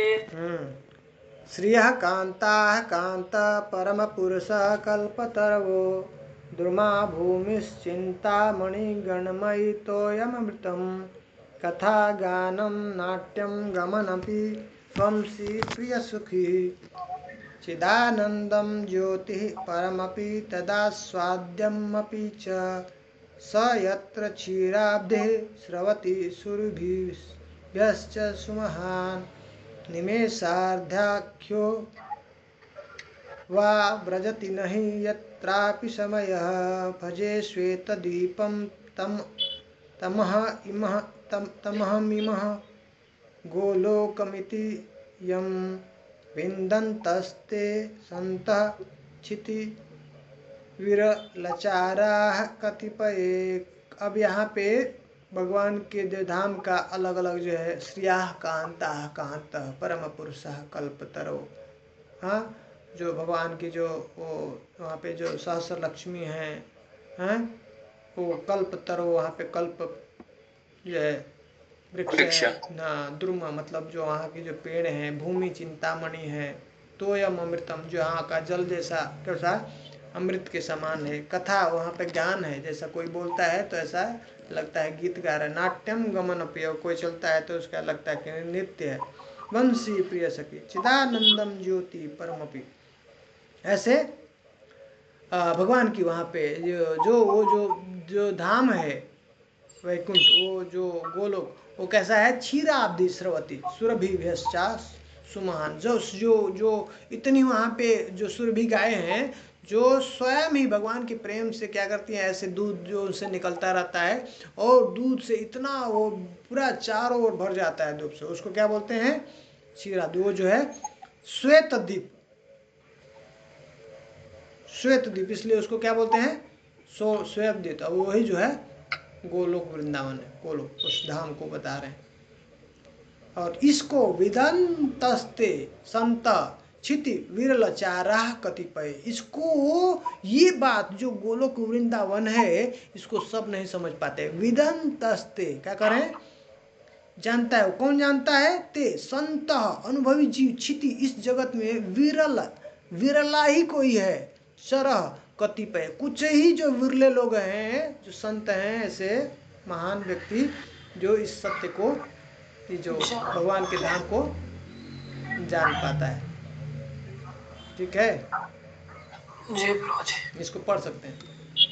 मैं उस श्वेत दीप नामक दिव्य धाम को भजता हूँ जहाँ प्रिय लक्ष्मियाँ अपने शुद्ध भाव से परम पुरुष श्री कृष्ण की अपने एकमात्र प्रेमी के रूप में सेवा करती हैं, जहाँ प्रत्येक वृक्ष कल्पतरु है, जहाँ की भूमि वांछित चिंतामणि है, सारा जल अमृत है, सारे शब्द गीत हैं, सारा गमन नृत्य है, वंशी जहाँ प्रिय सखी है, जहाँ की ज्योति चिदानंदमय एवं परम दिव्य जीव आनंदमय और आस्वाद्य है, जहाँ अनगिनत सुरभि गायें चिन्मय महाक्षीर सागरों को प्रवाहित करती हैं, जहाँ चिन्मय काल का नित्य अस्तित्व है, जिसमें सदा वर्तमान ही रहता है और भूत भविष्य नहीं होने के कारण अर्ध क्षण भी नहीं बीतता, और जो इस जगत में बिरले भगवानिष्ठ संतों द्वारा गोलोक के रूप में जाना जाता है। इसको सब लोग नहीं जानते हैं। और वहाँ पे समय कैसा है, हमारा इस भौतिक जगत में जैसे भूत भविष्य वर्तमान है ना, वैसा नहीं है, हमेशा वर्तमान में ठीक है। तो इसको देखिए कितना ज़्यादा है, क्या थोड़ा है तो पढ़ लीजिए, उसके बाद बंद कर देंगे। आज भगवान की कृपा से आज हम लोग ब्रह्म संहिता थोड़ा सा 5 मिनट हो जाएगा। पढ़ दीजिए, इसको पढ़ करके आज खत्म कर देंगे। वह क्षेत्र जिसको जीवगण अपने सर्वोत्कृष्ट रस भजन द्वारा प्राप्त करते हैं। हाँ, ये क्षेत्र वहाँ पे गोलोक वृंदावन में आप ऐसे नहीं जा सकते हैं। यहाँ को जाने के लिए क्या बता रहे हैं, ये प्रोसेस बता रहे हैं। सर्वोत्कृष्ट वो क्षेत्र वो प्राप्त करना है। प्राप्त करने कौन करता है? सर्वोत्कृष्ट रस भजन द्वारा। वो बताया ना, अलग अलग रस है, शांत रस, दास रस, साकर, हाँ, वात्सल्य, मध्य। वो नहीं करेंगे तब तक आप वहाँ पे नहीं जा सकता, एंट्री नहीं मिलेगी आपको।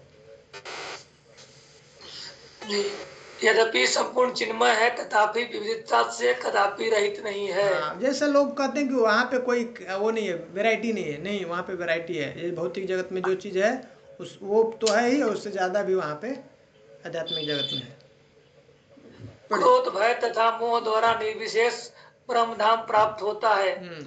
भक्तगण रसानुसार, अगर कोई ऐसे इस भाव से भजन करता है, ये ऐसा करता है क्रोध से, भय से, मोह से, तो उसको निर्विशेष धाम प्राप्त होगा। वो भगवान का धाम नहीं प्राप्त होता है। भक्तगण रसानुसार चित जगत के परव्योम वैकुंठ या उसके ऊपर स्थित गोलोक धाम को प्राप्त करते हैं। लेकिन वो भक्त जो रस के अलग अलग, जैसे शांत रस, दास रस है ना, तो उसको भगवान का गोलोक का जो है वैकुंठ या गोलोक धाम प्राप्त होता है। वास्तव में वही धाम पूर्ण रूपेण शुद्ध होने के कारण श्वेत द्वीप कहलाता है।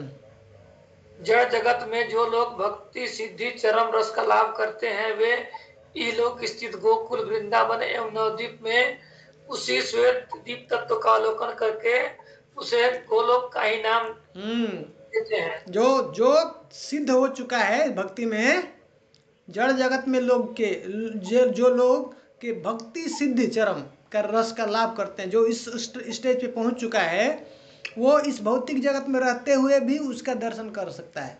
दर्शन करते हैं कहाँ पे? ये गोलोक वृंदावन नवद्वीप है ना, वहीं से उसका गोलोक का वो अवलोकन करता है, देखता रहता, देख सकता है उसको, श्वेत द्वीप को, जो ऊपर जो गोलोक है ना, वृंदावन। गोलोक के चिन्मय जगत में समस्त तत्व जैसे प्रेमी गण, वृक्ष, लताएं, पर्वत, नदियां, वन, जल, वाणी, गति, वंशी का संगीत, सूर्य, चंद्र, स्वाद तथा स्वादन अर्थात 64 कलाओं का चिन्ह, आश्चर्य, अमृत तुल्य दूध देती सुरभि गायें एवं नित्य वर्तमान चिन्मय काल अपने परम माधुर्य में सर्वदा शोभा पाते हैं। नेक्स्ट, गोलोक की ओर इंगित करने वाले वर्णन वेद एवं पुराण, तंत्र आदि शास्त्रों में कई स्थानों पर पाए जाते हैं। छांदोग्य उपनिषद में कहा गया है, ब्रूया ध्वान वा, छोड़ दीजिए, अयम आकाश स्थान, यहाँ से पढ़िए मूल तात्पर्य से उभय अस्मिन् धावा पृथ्वी अंतरे महिते। मूल तात्पर्य यही है कि इस माइक जगत की सभी विविधताएं तथा उससे अधिक एवं परे की संपूर्ण विविधताएं गोलोक में पाई जाती है। हाँ, कह रहे हैं ना, जो यहाँ इस भौतिक जगत में है उससे वो तो है ही, और उससे ज्यादा भी गोलोक में पाई जाती है। दिव्य जगत की विविधता आकेंद्रित होने के कारण सुख दुख कारक है। अब इस भौतिक जगत में क्या है कि जो सेंटर है हमारी है, हमारी इंद्रियां हैं, इसके लिए हमको यहाँ पे सुख और दुख का अनुभव होता है। लेकिन गोलोक में कह रहे हैं केंद्रोन्मुख कौन है? विविधता, शुद्ध तथा चिदानंदमय है। शुद्ध भक्ति समाधि के द्वारा वेद तथा वेदों द्वारा प्रकाशित भक्ति के साधक अपनी भक्ति भाव युक्त चित्तवृत्ति का अवलंबन करके वह दिव्य धाम देख सकते हैं। तथा कृष्ण कृपा से उनकी क्षुद्र चिदवृत्ति अनंत गुण संपन्न होकर श्री कृष्ण के भोग की समानता प्राप्त कर सकती है। सोचिए, भगवान की कृपा से हमारे कैसी क्षुद्र है, वो भी भगवान की के जैसा जो भोग करते हैं वो हमको प्राप्त हो सकता है। भगवान की समानता, श्री कृष्ण के भोग की समानता प्राप्त कर सकती है। परम अपि तद आस्वाद्यम अपि च, परम भी और जो आस्वाद्य भी है का अर्थ गुड़ है। यहाँ पे गुड़ है, इसके बारे में हम लोग ज़्यादा चर्चा नहीं करेंगे, मैं बस पढ़ करके खत्म कर दूंगा। परम अपि से ज्ञात होता है कि श्री कृष्ण ही समस्त चिदानंदमय तत्वों में परम सत्य हैं, एवं तद आस्वाद्यम अपि का अर्थ है कि उनके आस्वादन का तत्व। श्री कृष्ण के लिए राधा के प्रेम की महिमा, राधा द्वारा अनुभव किया गया कृष्ण रस तथा ऐसे अनुभव में राधा का सुख, ये तीनों भाव कृष्ण के आस्वादन हेतु उपलब्ध रहते हैं। उसी के लिए वो जो ये तीनों जो रस है उसको प्राप्त करने के लिए उस जो है भगवान कृष्ण कौन सा रूप लेते हैं? श्री गौर सुंदर रूप धारण करते हैं। और इसी से सुंदर श्री गौर सुंदर के रस सेवा सुख का गठन होता है। यह भी केवल श्वेत द्वीप में ही नित्य विद्यमान रहता है। श्री गौर सुंदर जो है महाप्रभु कहाँ पे हैं? नित्य श्वेत द्वीप में, गोलोक वृंदावन में विद्यमान। ठीक है, यहाँ पे हम लोग ब्रह्म संहिता खत्म करते हैं। अब इसके बाद जो है श्लोक 5 श्लोक है, इसके इस श्लोक में अब जो है 57 श्लोक में भगवान अब बोलते हैं। भगवान खुश हो जाते हैं इनके प्रार्थना से, ब्रह्मा जी के प्रार्थना से बहुत खुश हो जाते हैं। इतना बार कृष्ण का नाम लेते हैं, इतना बार जो है गोविंद कहते हैं, वो बहुत खुश हो जाते हैं। तो अब वो उनको मूल मंत्र अब आगे के 5 श्लोक जो है बताएंगे, जिससे उनको प्रेरणा मिलती है कि कैसे वो सृष्टि करेंगे और सृष्टि करते हुए कैसे भगवान का भजन करते हुए वो जो है मोह से वंचित रह करके भगवत धाम जा सकते हैं। तो इसलिए यहाँ पे बोलते हैं अथोवाच महाविष्णु भगवंतम प्रजापतिम। अब यहाँ पे कर अब जो है अथोवाच, अब कौन कर रहा है? अब कौन बोल रहा है? महाविष्णु भगवान कृष्ण अब बोल रहे हैं, उनको बता रहे हैं क्या? ब्रह्म महत्व विज्ञाने प्रजा सर्गे च चिन्मति। अब वो जो कैसे इसकी भौतिक जगत का सृष्टि करना है उसके लिए भगवान अब बुद्धि दे रहे हैं, उनको ये जो है ज्ञान दे रहे हैं। 5 लोकों की महिमा करें। पंचलोकी इमाम विद्याम वत्स दत्ता निबोध में। नीचे कीजिए। हाँ, अब ये जो है 5 श्लोकों में, अगला जो 5 ये 57 है, 58, 59, 60, 61, 62 5 श्लोकों में भगवान उनको ये विद्या देंगे, ज्ञान देते हैं कि कैसे वो फिर से सृष्टि की है इसका, और कैसे भगवान का भजन करके भगवत धाम वापस चले जाएंगे। ठीक है, बस हम लोग आज यहीं पे खत्म करेंगे। हरे कृष्ण प्रभु जी, दंडवत प्रणाम प्रभु जी। बहुत सुंदर भाव से आपने आज इतना टाइम लेके अपने हम लोगों को इतना समझाए, ये बहुत सुंदर प्रभु जी। आपके चरण में कोटि कोटि दंडवत प्रणाम प्रभु जी। आपके चरण में एक छोटा सा निवेदन है प्रभु जी। हफ्ता में एक दिन हमारा एक